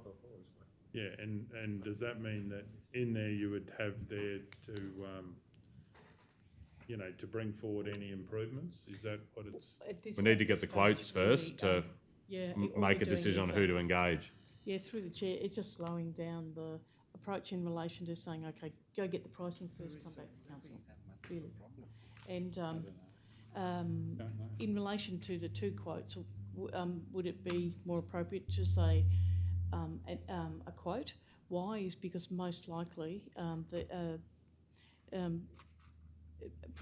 engineers of this quality will probably already be on local buy. I just said at least 2. Oh, at least 2. Okay, but We've got to compare. So, Mr Mayor, I'm a bit confused. So what we're saying is the levy, you don't think, or people don't think that the levy's up to speed?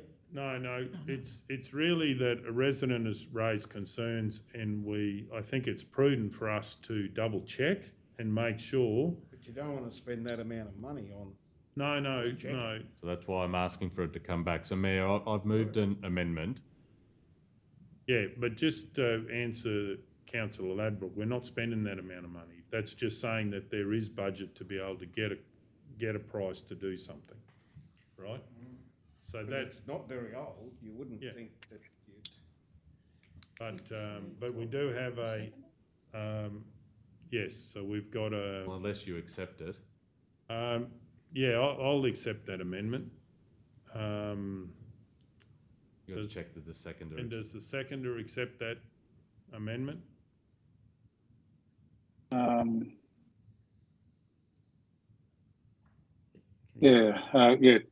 Like it's pretty urgent, fairly urgent.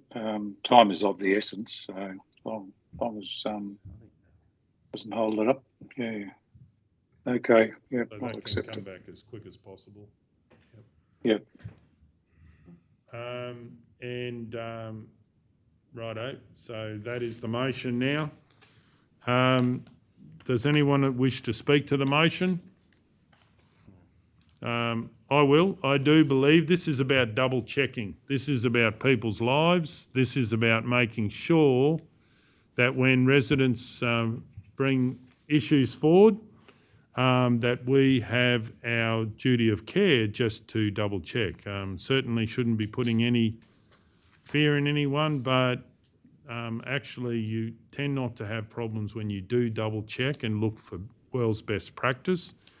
And we would expect now that the levy is that, and I would hope it is. But I do believe there's always opportunities for improvement, and I think council should always be focused on that. So I think this is very prudent disaster management, risk mitigation in its finest. Does anyone wish to speak against the motion or for the motion? Councillor O'Neill. I'm happy to speak in favour of it. I think point 1, receive and note the submission from Mr McFarlane is straightforward, acknowledging that monthly and annual inspections are currently being carried out by council's engineering staff. I think that's important. Number 4, updating the disaster management plan to include a possible breach of the levy. I think that's prudent. That should be done.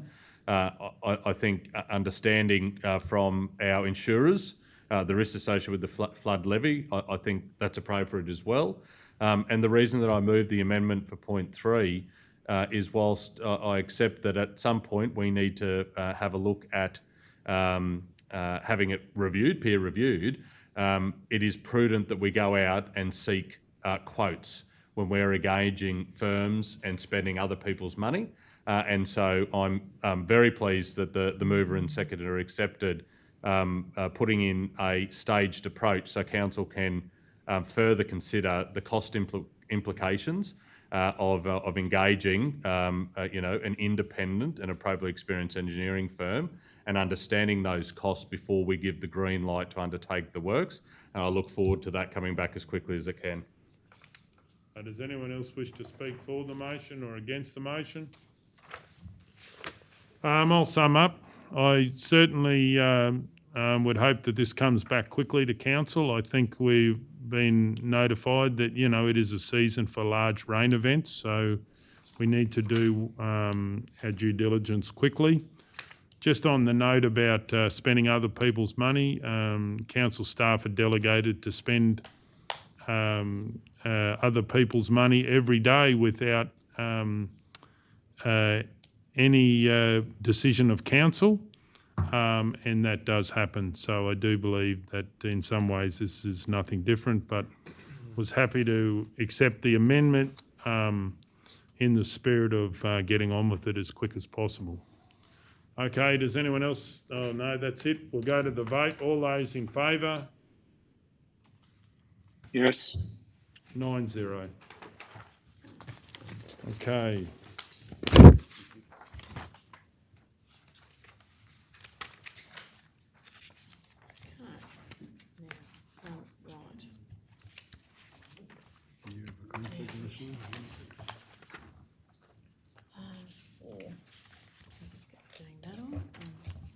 L2, Queensland Industrial Relations Commission, Directions Order.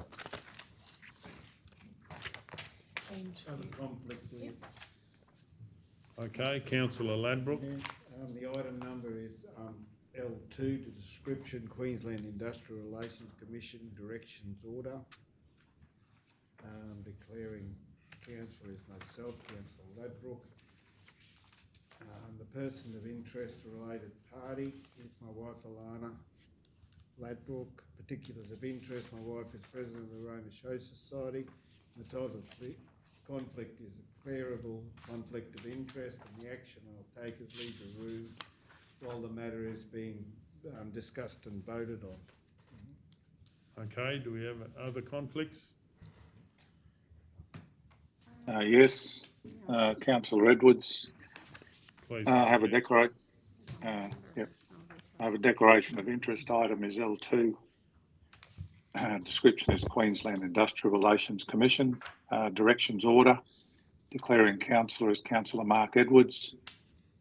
Person with the interest related party, close associate and other relationship is myself and Leichhardt Group.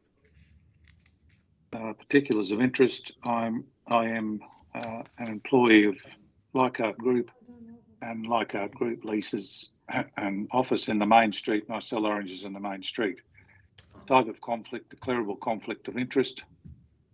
Action will be, although I have a declarable conflict of interest, I do not believe a reasonable person could have perception of bias.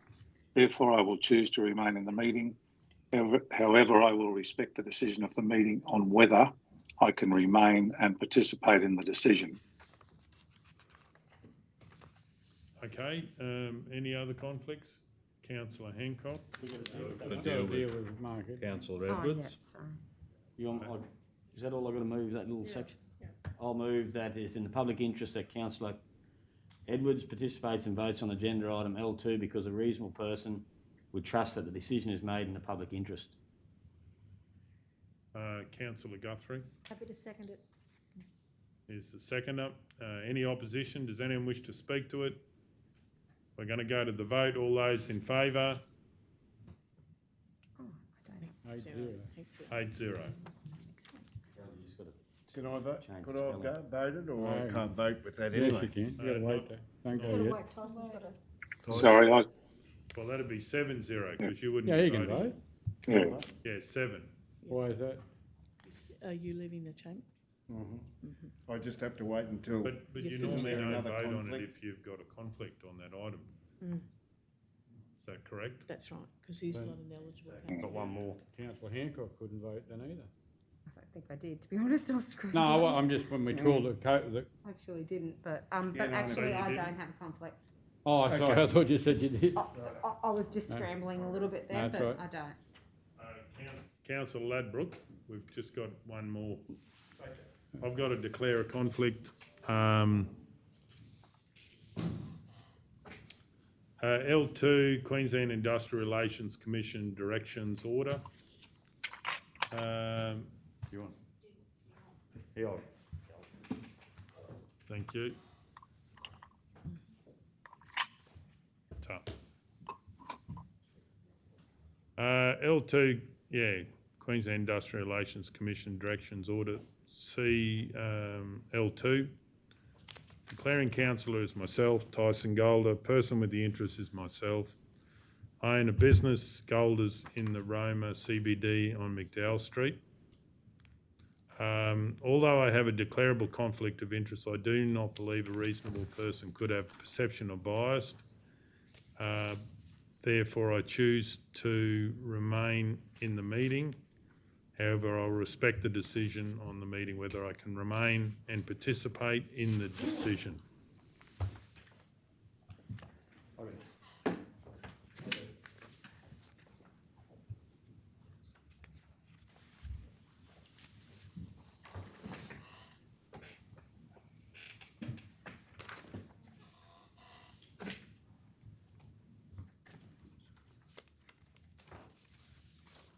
Councillor Taylor.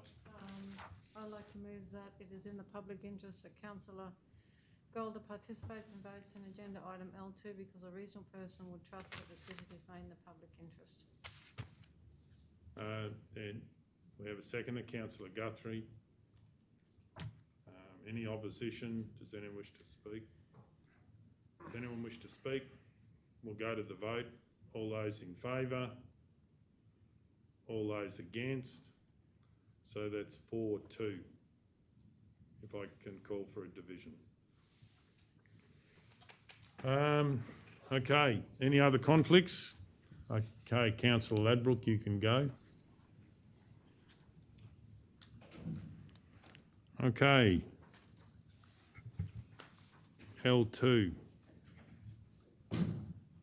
Queensland Industrial Relations Commission Directions Order. Do we have a mover? I just wanted to say that I did speak to the Show Society and they have had nothing to do with this request at all. Councillor Hancock. Through you, Mr. Mayor, to Acting Chief Executive Officer who's done the report. Can you explain this a little bit more to me? Yes. This is all about, please? Yes, through the chair. It is very unusual. However, we were served with this direction during the week, and clearly we have not a lot of detail on the direction. It talks about the Roma show. It talks about, but basically the extension of the Trading Allowable Hours Act. So we've been served by the National Retailers Association and not by the Roma Show Society. So we have, the direction actually gives us the opportunity to take leave and make a response. Not necessarily that response will be upheld in any way. It's just an industrial process. We're being asked, we're being served and we're being asked to respond by a certain date. Council has the opportunity to respond or not, or even provide a response saying that they don't intend to respond. And What are they actually wanting us to do? Extend the trading hours in the Roma CBD? So trading hours for retail business, all businesses in the CBD. So, look, through the chair, yes. Yes, they're citing the Roma show as the reason, being that it's an important show and therefore they're seeking the extension for the trading hours, and the exempt and non-exempt areas are the whole of the CBD. It's interesting, it hasn't come from the Roma Show Society. It has actually come from the National Retailers Association. So that potentially is a large retailer that may already be located in the Roma CBD, has served us with this direction to allow them to participate in those extended hours. So they're saying because the Friday is our public holiday, they want to be open. Is that what it's saying? I thought they could open anyway. No, not on, no. Public holiday. Yes, I think. Woolies have to apply, see. Councillor O'Neill has asked to speak. Well, just, I'd be interested to know whether the Longshire Council has received something similar for their holiday, whether Western Downs Regional Council, Mural, and Central Highlands. I'd be very surprised if we'd be singled out here, and this isn't a concerted effort by the National Retailers Association, given, and I don't know all the details, but this has been hotly debated in Parliament recently, around opening hours.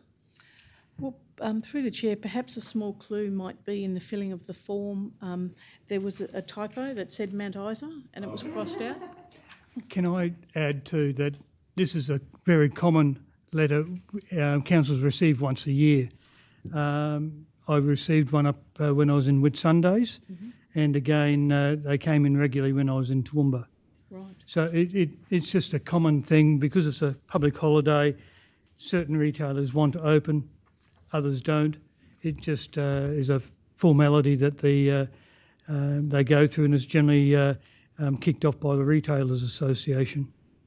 There's The also, directions order, Norm. Yeah. It's very formal.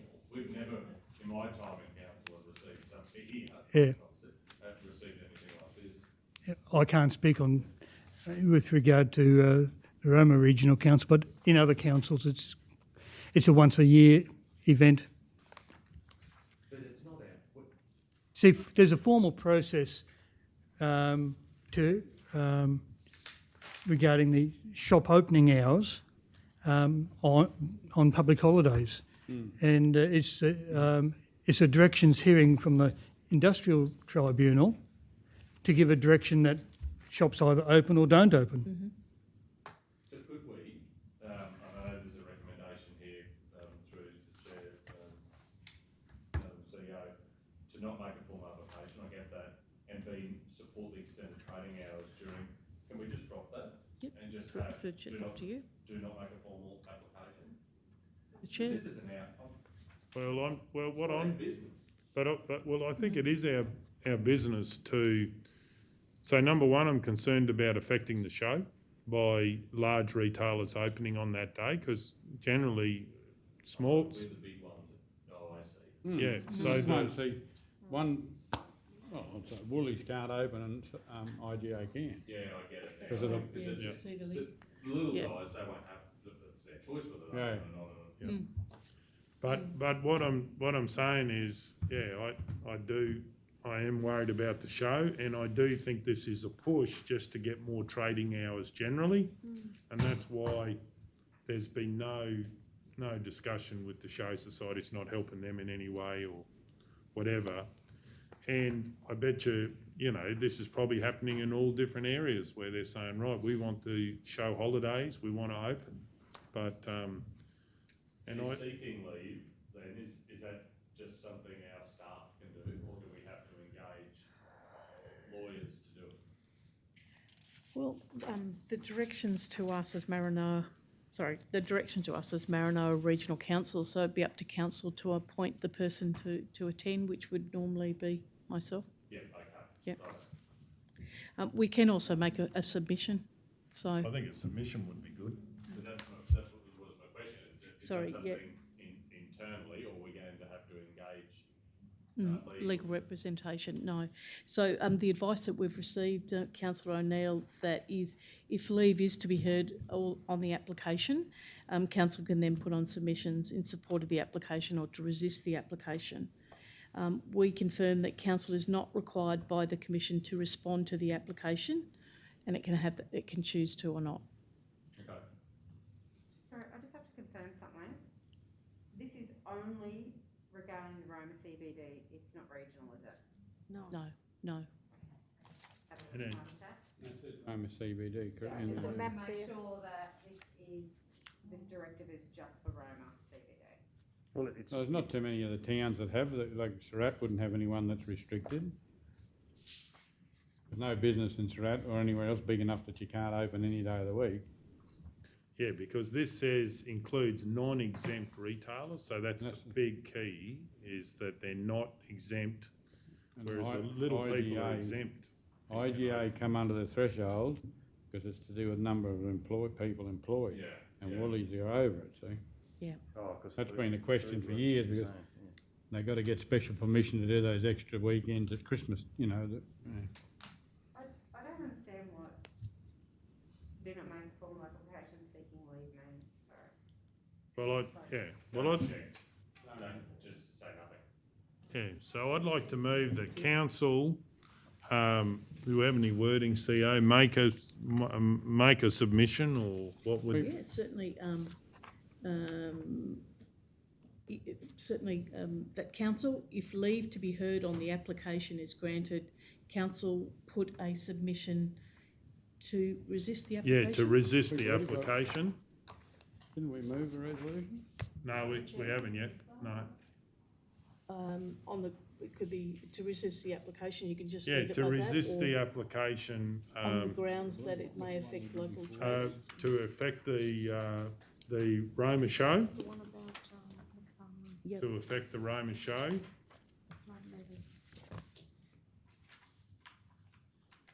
Um,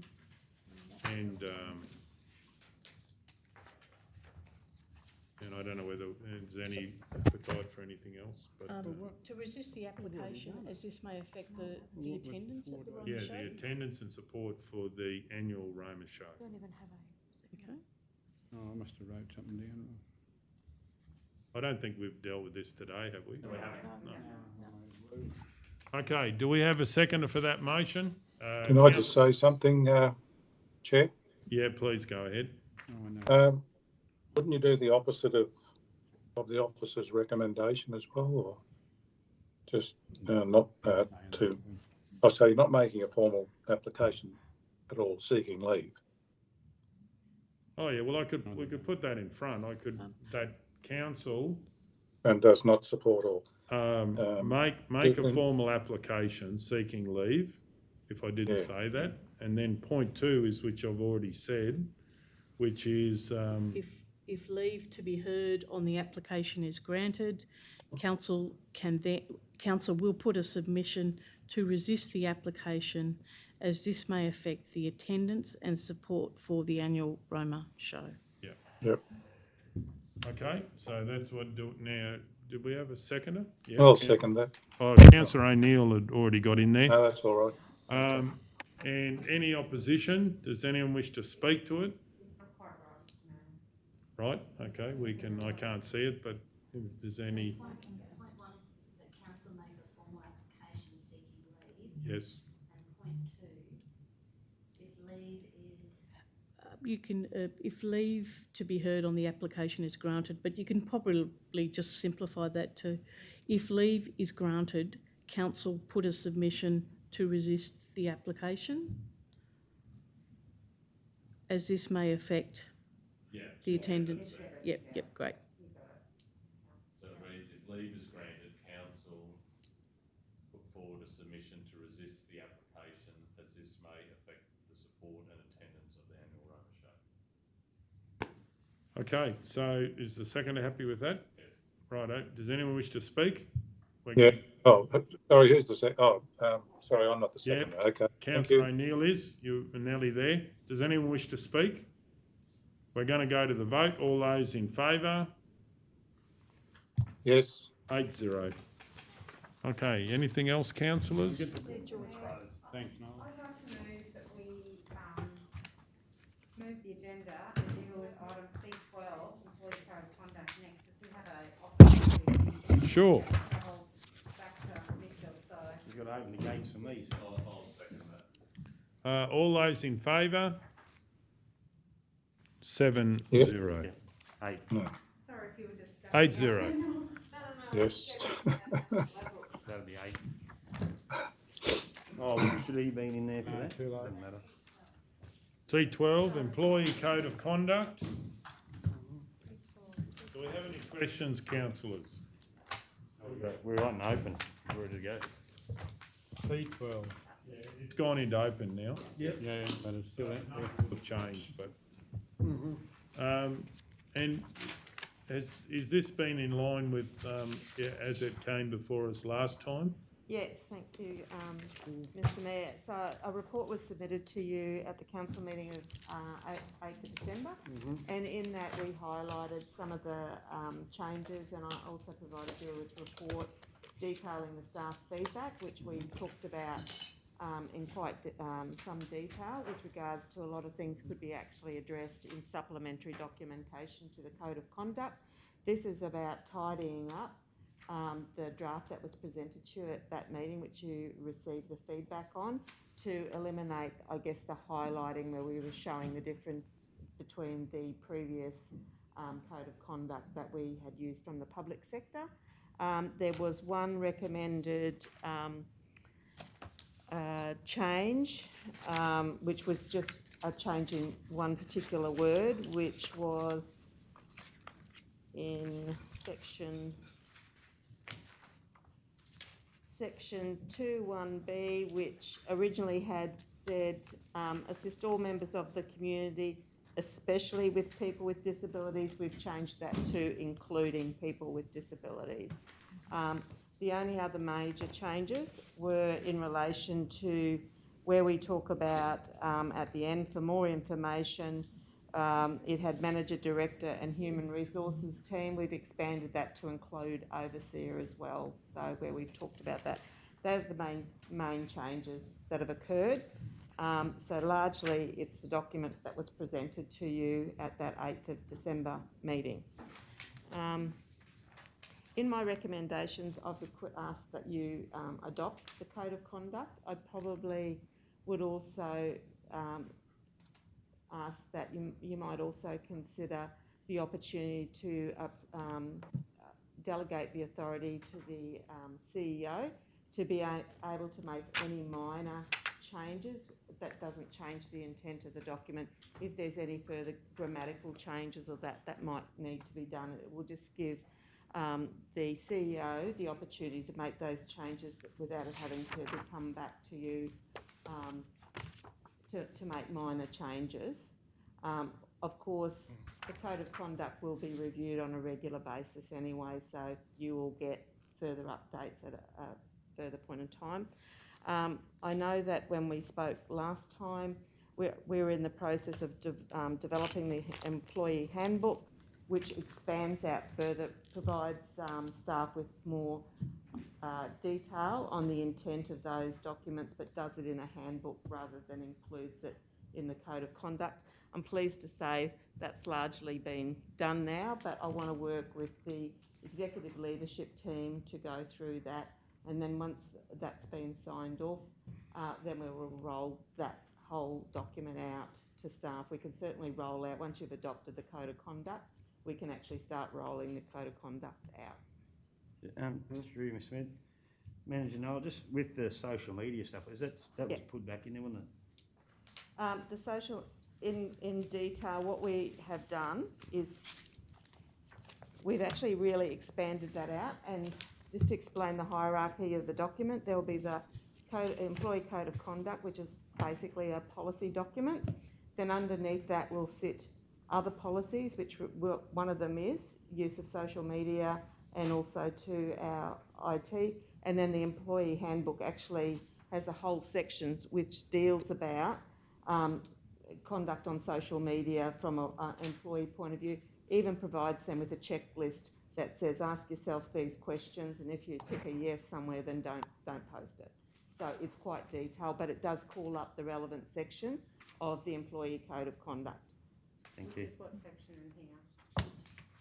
So that would be,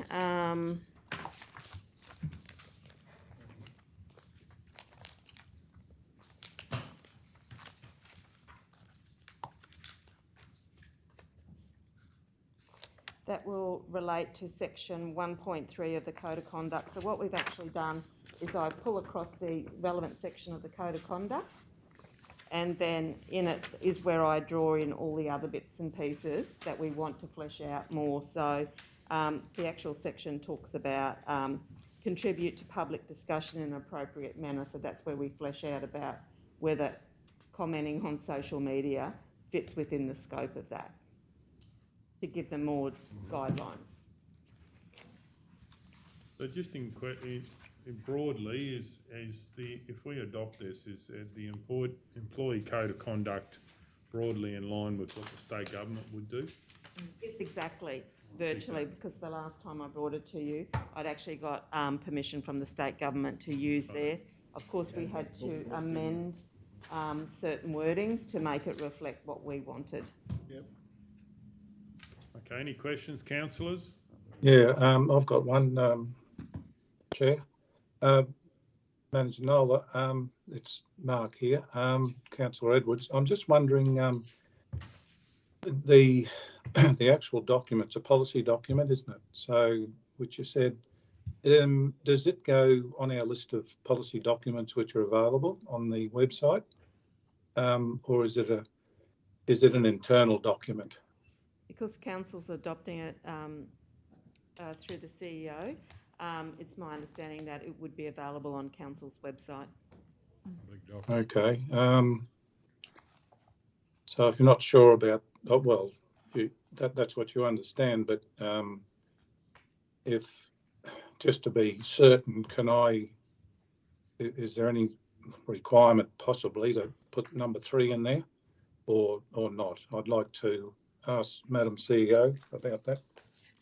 Through the chair, just so that I'm clear about your question is, you're saying to me about the Employee Code of Conduct itself, that number 3, commitment to the system of government, is that important? No, sorry, what was that? I couldn't hear that. Oh, you're just saying a dot point to the recommendation. Thanks. Yeah. Sorry about that. It's the end of the That'll day. be published made publicly available. Yes, certainly. Well, Absolutely. Yeah. Yep. And Mayor, I've got a question, but to Councillor Edwards' point, the resolution that I put earlier that you put earlier, after I proposed the other one to bring it out into open, this is now a publicly available document via the agenda. Yes. It's now in the open, anyone can access it, so I hope that follows through to the website. Yeah. Now, look, can I just ask, in relation to any of these, 1.1, 4.1, whatever, did you say there's a next bit to it that drills down further into it? So this is the overarching document. Yeah. But what staff were saying when they wanted feedback was they wanted quite specific, detailed information. So that I guess the way I would explain it is sometimes you have explanatory notes to a document, which actually you wouldn't write it into the policy document, but it's the guidelines as to what's the expected standards of behaviour, drilling down a lot further. And is that completed? That's, yes, virtually. It just needs to go to ELT. But that document I would see, because generally anything to do with employees is handled through the CEOs. The detail for this would sit with the CEO and ELT to approve. That's not to say if the CEO chooses to that be shared with you to go through as well. But I'm not sure that you have to actually approve the handbook as such. It'd just be handy for our information to know how our policy is adopted or implemented. Yeah. And I guess that's a good way of saying it, Councillor O'Neill. It's about how are we implementing that at the lower level in greater detail. Yeah, that'd be good. Yeah. Certainly happy to do that. I think our manager's done a very good job so far, so I'm happy to share that with you. Okay, any other questions? But I'd like to move the council adopt the employee code of conduct as presented. We're in close, no? I'll second that. We're open, okay, sorry. We're in open, and I'll just put in there, Looking at pink paper. that's number one, that council adopt the employee code of conduct as presented. 2, authorise the chief executive officer to make any minor amendments, provided the changes don't change the intent of the document, with any amendments to be circulated to all councillors. 3, make the policy available to the public on council's website. Okay. And Councillor Edwards, are you happy with that? Yes. Okay. Any opposition? Does anyone wish to speak to it? I'd just like to say I'd like to thank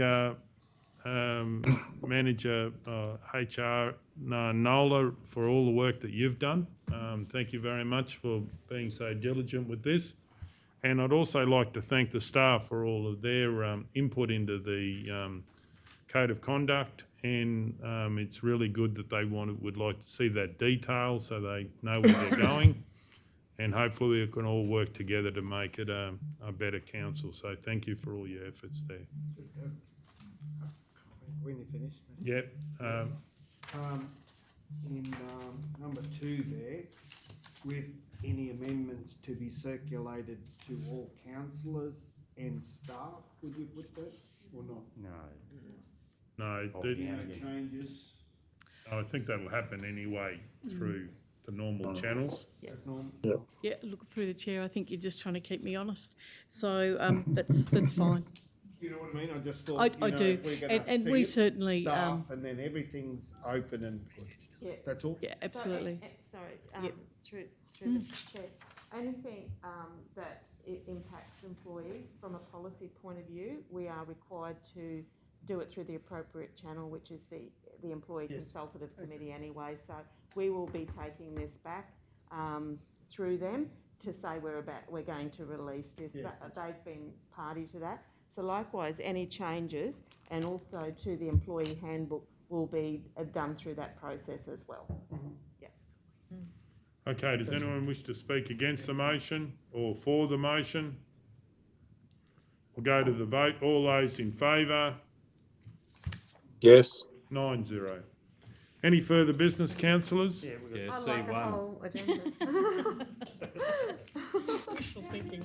Okay. Thank you, Nola. Thank you so much. Travel safe. Thank you. God. Shall we start with C1?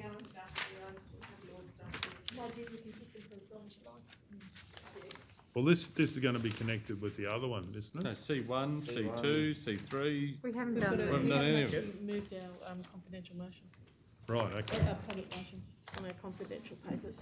Sorry. Oh, yeah, this is a different one. Yeah. C1 Business Excellence Program. Councillor O'Neill. I'll move the council note the officer's report. Do we have a seconder? Councillor Taylor, any opposition? Does anyone wish to speak? We're going to the vote. All those in favour?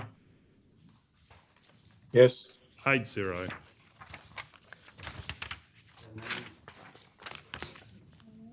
Page 17.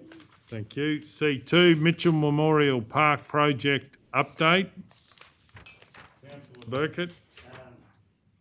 I'd like to move that Council thank the members of the community who were able to attend and provide feedback at the community sessions on the Mitchell Memorial Park. Sessions, that should be. 2, approve the update scope of works for the Mitchell Memorial Park upgrade project, with the key features including A, the construction of a new multi-age playground, including relocation of the existing playground to the Mitchell Weir playground site. Number 17. B, rubberised softball and seating for the playground area. C, a new shade structure over one of the landing decks at the skate park. D, one by new covered barbecue area to include a large group picnic table. E, stencil train, interpretive material and train cabin. F, additional power connection points located in the garden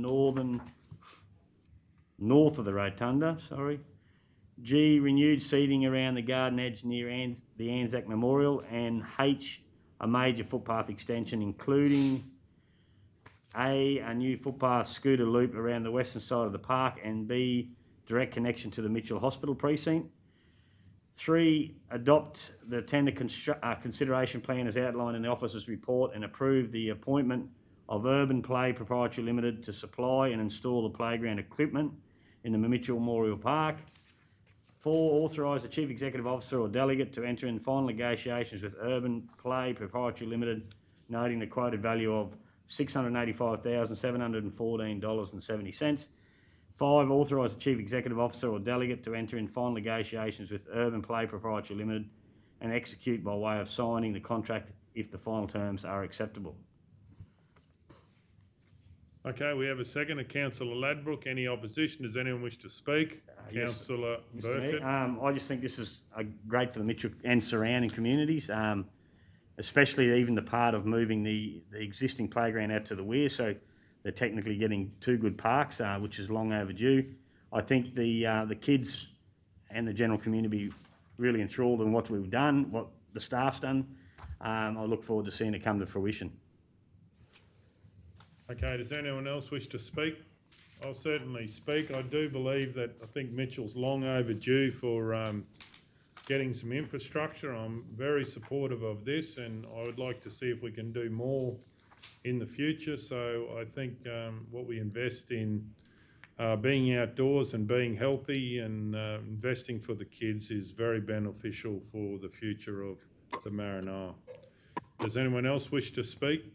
Councillor Ladbrook. I just think it's good for money to be spent on these smaller towns and just show them that we care.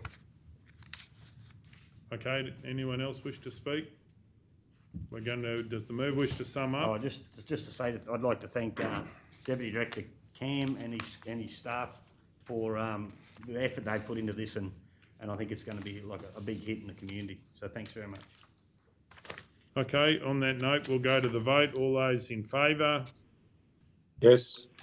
9-0. Okay. Page 25.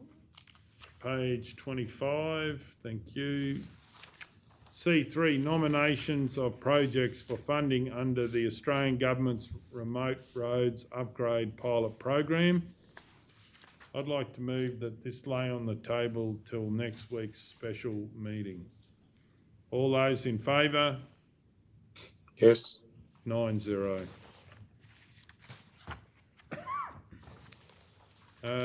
C4, request for grant discount assessment. I'd like to move that this lay on the table to come back for next council meeting with all examples for the last 2 years with categories such as this. You're not getting mixed up. Oh, this one is a different one. No, different one. No, I'll change that. I'd like to move the council grant the discount on this occasion as circumstances beyond the residents' control. Do we need to put the amount in there? No. Righto. Do we have a seconder? Councillor McMullen. Any opposition? Does anyone wish to speak to it? We're going to go to the vote. All those in favour? Yes. All those against? 6-3 if I can call for a division. Okay, moving on. C5.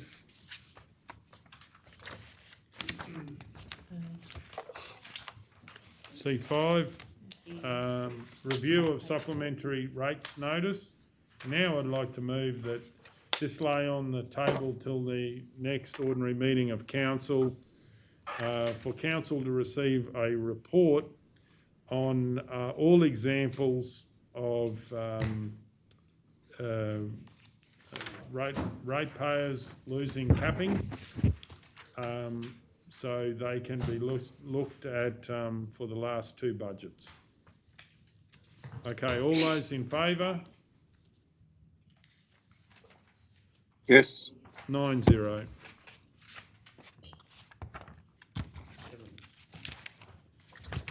What page, please? 7. 7? 57. 57, thank you. Yeah, the room, Mark.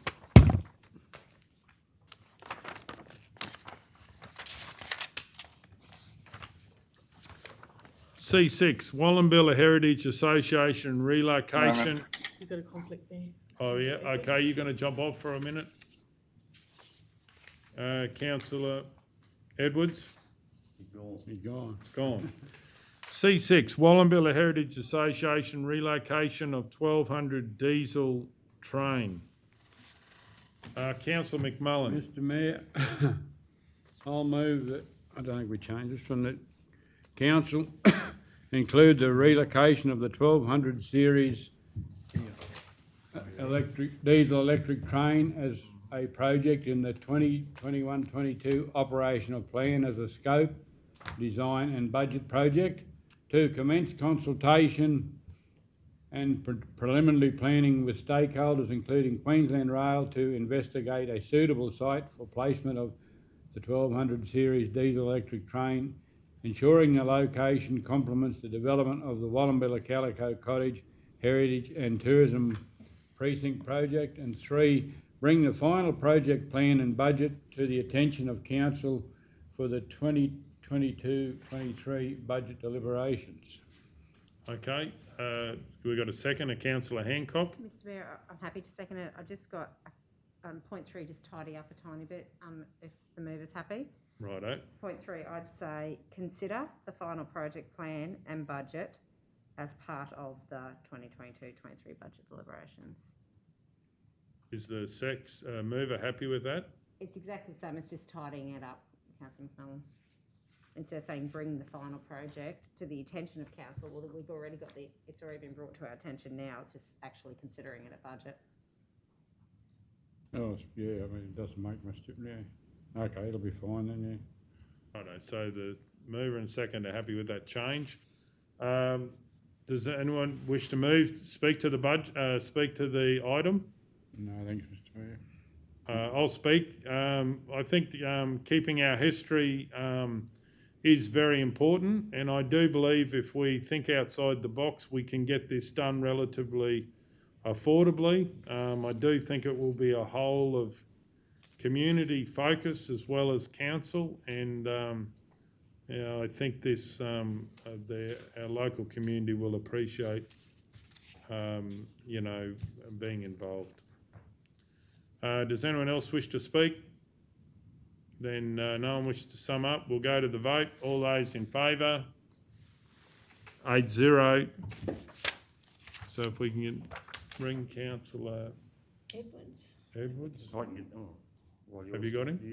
No, you go for it. And, Okay.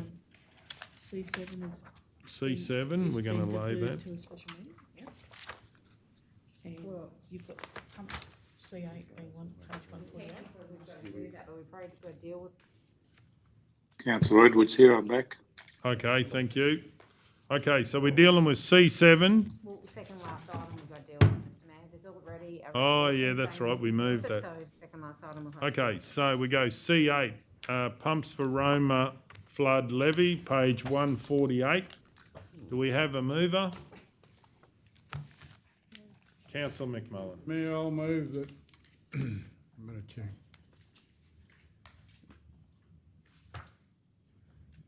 I don't know if there's anything different, that's all. No, it's just if you wanted to add that bit about the... Council approve the implementation of option 1 as detailed in this report.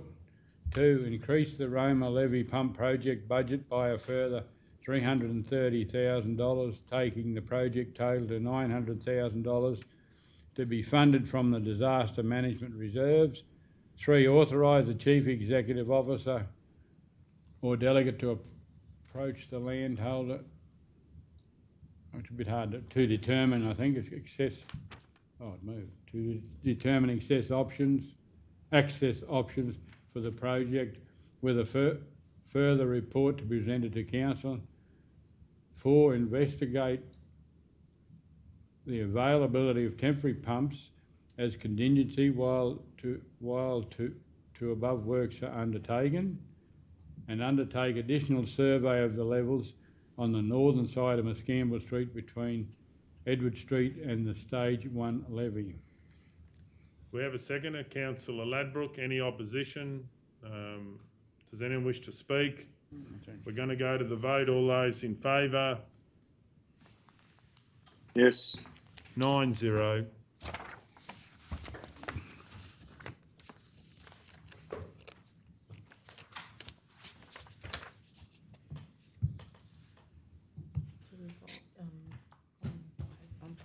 C9, Rural Land Services Material and Services Budget. Councillor Burkett.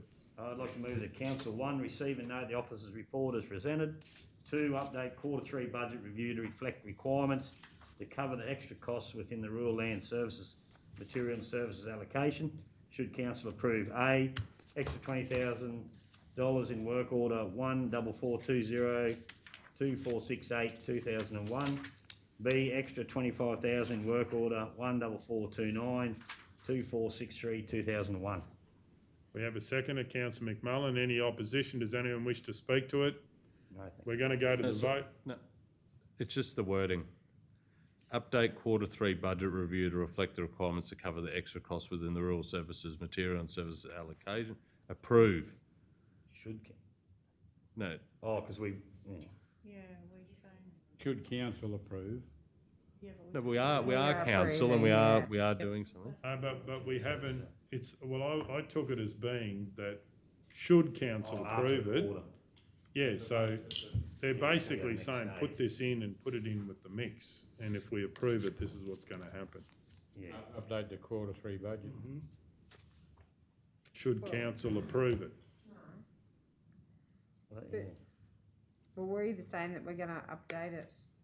Well, we can't yet because we haven't decided, but yeah, I think it's still. Update Q3 budget review to reflect. Should council approve? So we're not making a commitment, we're definitely doing Well, it, then it should be consider at a Q3 budget review. but it's not much different, I don't. It's just different wording. That officers. Updating and considering, that's two different meanings. What's the mover and the seconder happy with? I'm happy with what's written there, but. Righto, well, we'll go to I the don't know vote. the mover, but. All those in favour? So who was the mover? Me. Councillor Burkett. Yeah, councillor Burkett, you happy with it? I can't remember them saying any different. If otherwise they would have wrote it. Yeah, no, this is what is in there, so, and I'm you happy with that. said that, yeah. Okay, so we're going to the vote. All those in favour? Yes. 9-0. Okay, moving on. 158. C10, payment of Department of Agriculture and Fisheries annual biosecurity payment. Do we have a mover? Councillor Taylor. I'd like to move that Council 1 authorise the payment of the Department of Agriculture and Fisheries invoice of $380,472 GST free pursuant of section 94 of the Local Government Regulation 2012. 2, authorise the Chief Executive Officer to raise a purchase order with expenditure assigned to the 2021-22 budget allocation for pest and weed control. And 3, authorise the Chief Executive Officer to complete future present payments invoiced by the Department of Agriculture and Fisheries in accordance with budget approvals. We have a seconder. Councillor Guthrie. Any opposition? Does anyone wish to speak? We're going to go to the vote. All those in favour? Yes. 9-0. Page 258. Page 258. 1611, or it might be a different number. C11, perhaps. Newgrow Roma, Pty Ltd, transition out. Do we have a mover? Councillor McMullen. Mr Mayor, I'd like to move that 1, council receive and note the officer's report as presented, and 2, authorise the Chief Executive Officer to communicate with the relevant parties to find, I don't know how to word, to find out when New Grow may transition plans for New Grow. Yep. Through the chair, if you look at page 261, the back of the letter from the Department of Environment and Science, the first two lines are, as such, as the landholder of these lots on plans, council may wish to discuss surrender requirements, including rehab of the previous operational areas with New Go. You could use, am I right in thinking it's authorised the CEO to contact New Go to understand their surrender requirements, including rehabilitation of the previous operational areas? I'll zip up there.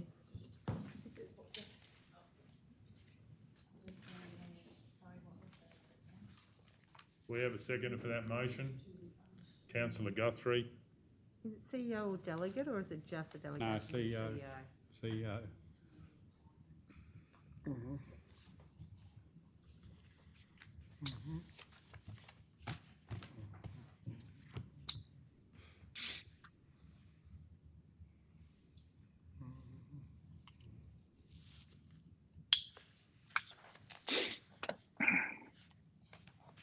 What's the girl's name over there? Anna, isn't it? Anna?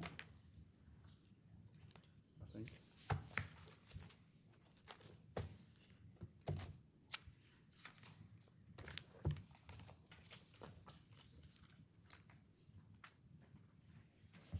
Okay, we've got a mover and a seconder. Everyone understand the motion? Sorry, Mr Mayor, who was the second? Councillor Guthrie. Any opposition? Does anyone wish to speak? We're going to go to the vote. All those in favour? Yes. 9-0. Now we go back to 89. We've done that one. 7, C7. What page, please? Why not see No, I thought we went 13? second last. You said you put it, you moved it to have it second last item on the today.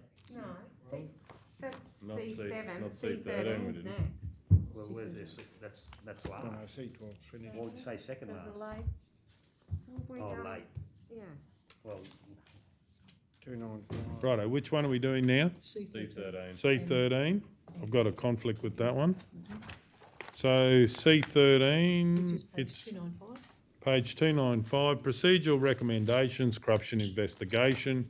I'll ask the Deputy Mayor if he would take over. I've got a conflict on this one and I'll be leaving the room. We didn't?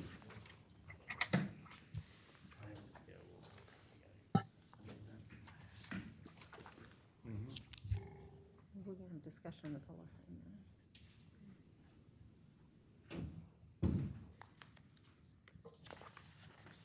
back here in your charge if it's 6. Just about to go off. Didn't need that. Okay, the mayor's left the room. Councillor Edwards, sorry, you're still online, aren't you? Yep, still Okay, here. thank you. Item C13, procedural recommendations, corruption investigation. Do I have a mover, please? I've just got a question, Que- just in relation to the public interest disclosure policy. I wouldn't mind hearing from Director. Mark, don't forget my bug zapper, will you? And just to touch on why we need it, who can use it. Through the chair, council has a responsibility to promote the disclosure of wrongdoing and protect those who make those disclosures. So if there's wrongdoing, whether it be maladministration or fraud, theft, a whole range of things,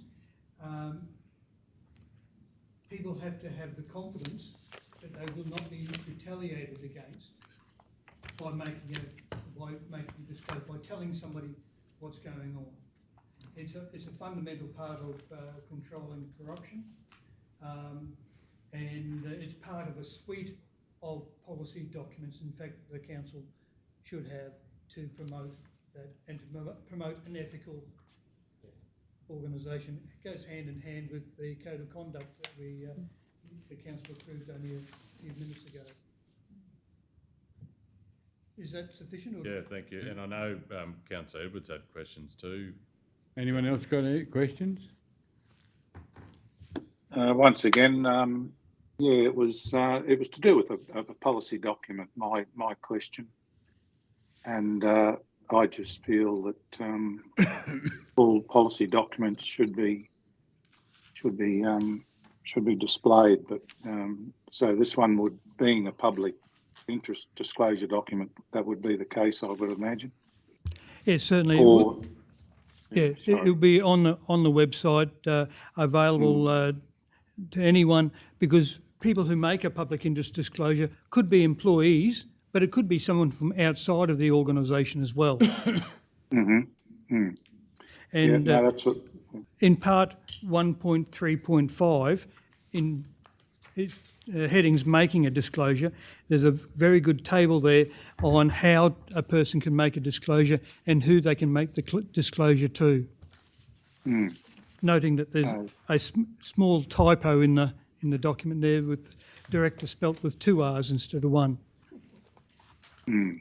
No, thanks very much, Director Norm. Okay. Councillor Ladbrook? Okay. Is that what you want to do? He had his hand up before you asked the question. I'll move that the council adopt the public interest disclosure policy as attached to the officer's report. And number 2, note the requirement to ensure all correspondence and other records regarding allegations of corrupt conduct and matters associated with termination of executive staff are saved in a secure part of the file plan. Okay, seconder for that motion, Councillor Guthrie. Is there any opposition to the motion? I'd like to put forward an amendment to the motion. Councillor Hancock? Or just ask mover that in lieu of what Director Norm's just shared, that there's a typo, the same as what we did with the employee handbook policy, whether we can say adopt the public interest disclosure policy as attached to the officer report and authorise the Chief Executive Officer to make minor amendments to the policy without changing the intent. It just gives you the option that if you find grammatical errors in the policy, that you can change it. So it's what was the error? 2 R's in director. Oh, actually 3 R's. It's instead of DIRECTOR, it's double R at the end. So did we need a policy resolution to change the? Just minor adding a amendments. Minor Just- amendments. just minor, authorise the CEO to make minor amendments to the policy without changing the intent. Move and the seconder happy with that? Okay, not a problem. So that's been now the motion. Any opposition? Anyone wish to speak for the motion? Councillor O'Neill? I'll speak in favour of it, firstly by thanking Director Norm for leading the charge and pulling it together. I think having a policy like the public interest disclosure policy is essential. People should feel protected if they are going to raise questions of corruption, misconduct, maladministration, and we need a guiding document to ensure that we empower staff to have the courage if it comes internally, or equally if the general public feel that there are questions to be asked, that they can raise that through the appropriate channels and be protected to do so. So I wholeheartedly support the policy, and I think it shows that we support good governance in our organisation by having such a policy. Anyone else want to speak for or against the motion? Okay, well, the mover want to sum up? No. Okay, then I'll put it to the vote. All those in favour?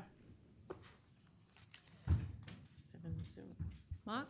Councillor Edwards? Oh, sorry, yes. Yes, so that's 8-0.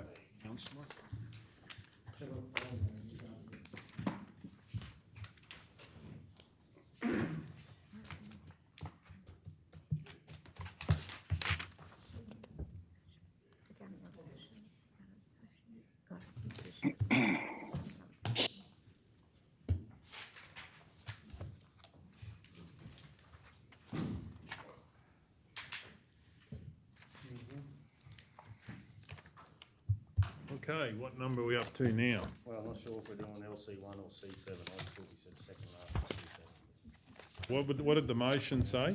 I thought it said second last for some reason. I don't know why. But Yeah, it would have. did. C7. well, that's C7 now. But Last, because you moved 14.2 to the last item, and therefore we need to deal with item 11.1. Yep. Which is the extension of the register of pre-qualified suppliers for accounting and internal audit services. Righto, we'll Over do to that later in then. the meeting. Yes, now, sorry, yeah, just with the conflict of interest Which one? Back to the white. on that one. I was sent that list, so I assume that I'm to look at the list and see whether I'm on it or anyone else is on it who I'm associated with. So from the pre-qualified suppliers and You should be out. If it's 11.1, Yeah, but is Mark declaring, are you declaring conflict or not? oh, Or the Sorry. other, or the other, 'Cause I the say other if it's thing, declared. Councillor Edwards, is you may want to declare it perceived and There is whatever, Yeah, yeah. because you're not in the report. sorry, Mayor, that anyway. doesn't exist. There are no perceived conflicts. Well, what is it? Declared DCOI. no, just bear with me Yep, for a sure. minute. Yeah, so I'll certainly leave it up to the room to work out. Yeah, okay. So can I do a conflict, please? Please go ahead.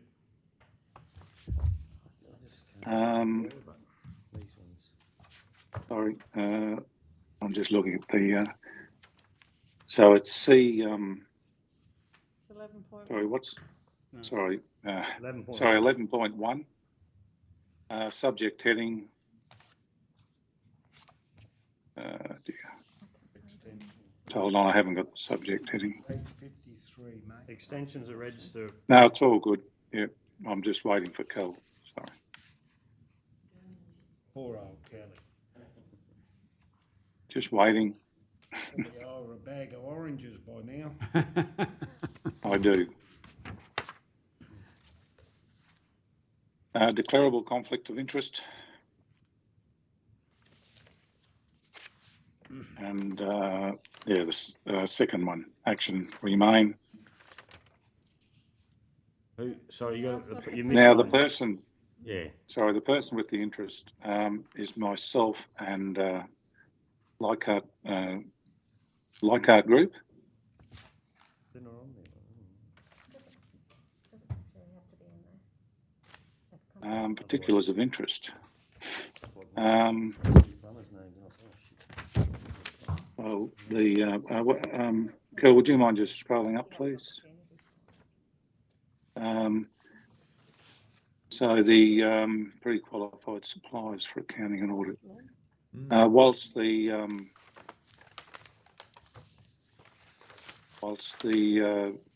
description is for pre-qualified suppliers for accounting and audit services, internal audit services, myself and Leichhardt Group do not provide that service. And sorry, the audit. Oh, wait a minute. Pre-qualified suppliers for accounting and internal audit. We do not provide internal audit services, and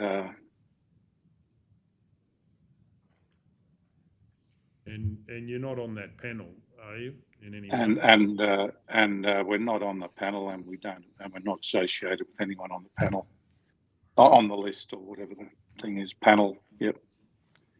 So whilst the description is that myself and I do not provide internal audit service, we're not on the panel, and I'm not associated with anyone on the panel.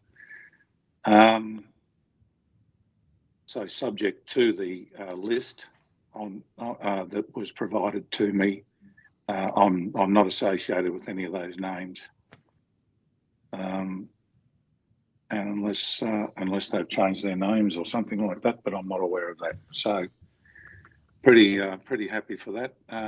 Okay, I'll read it out. fully.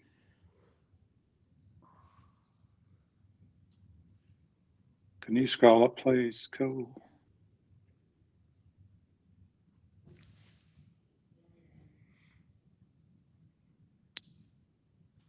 Don't forget, Councillor Edwards, I'm frightened of the dark. Mayor, before Councillor Sorry. Edwards gets to that, can I, well, I'm sure by the time we get to the 4th year of this term, we'll get better at this because it's all very new and how we approach it. But in some of the training of recent, I noticed the examples were that we can have a discussion around and ask questions of the councillor to understand conflicts and whatever. Can I suggest that it was me that raised this earlier when I went to move it, and before I did, I said, "Oh, Councillor Edwards, do you have a conflict?" It might help if I then ask a couple of questions for the councillor to understand where I was coming from, and so through the chair. Councillor Edwards, the thing that's highlighted to me is this is an extension of the Register of Peak Qualified. We're approving to extend this for another 2 years. So why I asked about whether you had a conflict was if we don't extend this, all accountancy firms have an opportunity to go on the list. So that's why I've asked, do you have a conflict? With all accounting firms? Possibility? Yes. So if we don't extend this today and we say, no, we want to go out to tender, right, to put the list together again, then we do a call out to all people that could provide accounting and internal audit services. Well, okay.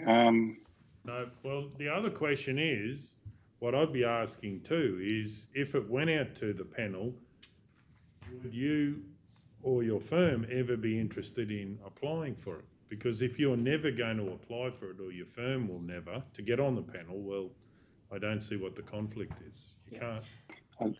Yeah, I sort of see that as the a conflict future. is you could. Yeah, but that's No, a futuristic I think, thing. the way I interpret That's, it is that's a it's, future thing. you've got to be making a decision to have a conflict.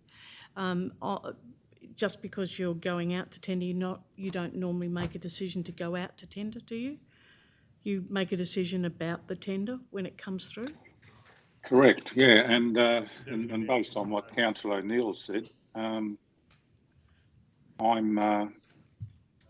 just looking at this and saying, well, at the point at which this is called for, well then we'd make a decision then. I mean, it's a futuristic thing that we're talking about here, and we're not actually making an absolute decision on any one particular firm. It's every firm in Australia, is it? Look, That's a future thing. Look, through the chair, the decision you've got in front of you is about your current panel that you had, which will expire, and the decision to be made is to extend it as it stands. You're not actually inviting anybody else to tender in that process. But by voting against it, if you vote not to extend it, then we'll go out to tender for the new panel. Is this important to do today? Look, through the chair, I think when you declare your interest, Councillor Edwards, you just need to clarify why you're declaring your interest, so that the eligible councillors can actually decide whether they want you to participate in the decision or not. Well, actually, I'd just like to lay this on the table if I could, Madam CEO, until the next ordinary meeting. All those in favour? All those against? Yes. Oh, sorry. We'll do that again. All those in favour? What are we laying it on the table for, though? Is it the item 11.1? So he can work out what he To wants get to more do. advice on the item got of it his late, conflict, I'd imagine. So Yes. We'll be here for another half hour. Yeah, so we've got 6, and then all those against, 2. 6-2, if I can call for a division. Okay, moving on. Now, what, we now up to C7, are we? Yep. Okay, C7, 2021-22. Councillor Hancock. Yeah, where did she go? Has she left or do we? She left on a conflict of interest. Oh, right, I see, of course. Yeah, that's right, yep.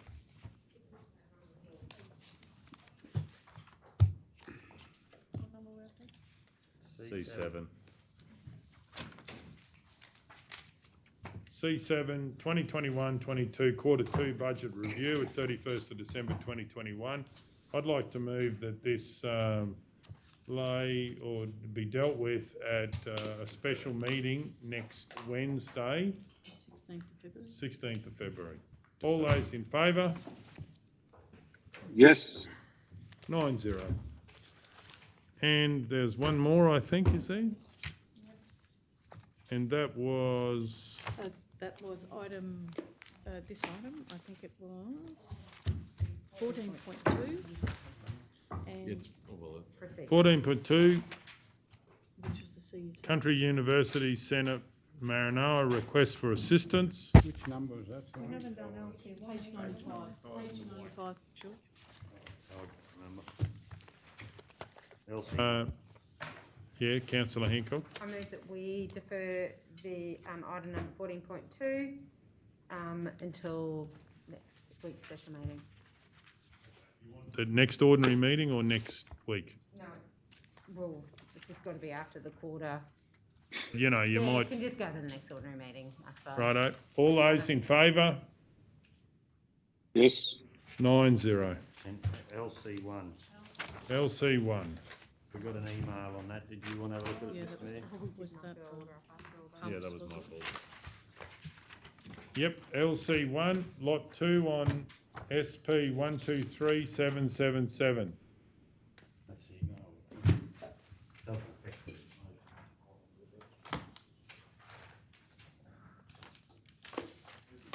Email from. Can. It's just confirming what was spoken about. Yeah, I'd like to move the council receive and note the report by way. Do we need to say anything more than that? That's just No, inquiry. it was, Right. it was quite broad. Where was it? But do we Here. note the report, but we don't say, you know, we used to say something like, and do as agreed or something? Got up to Just resolution. that council receiving that report. I don't think there's any other. Oh, we all understand anyway.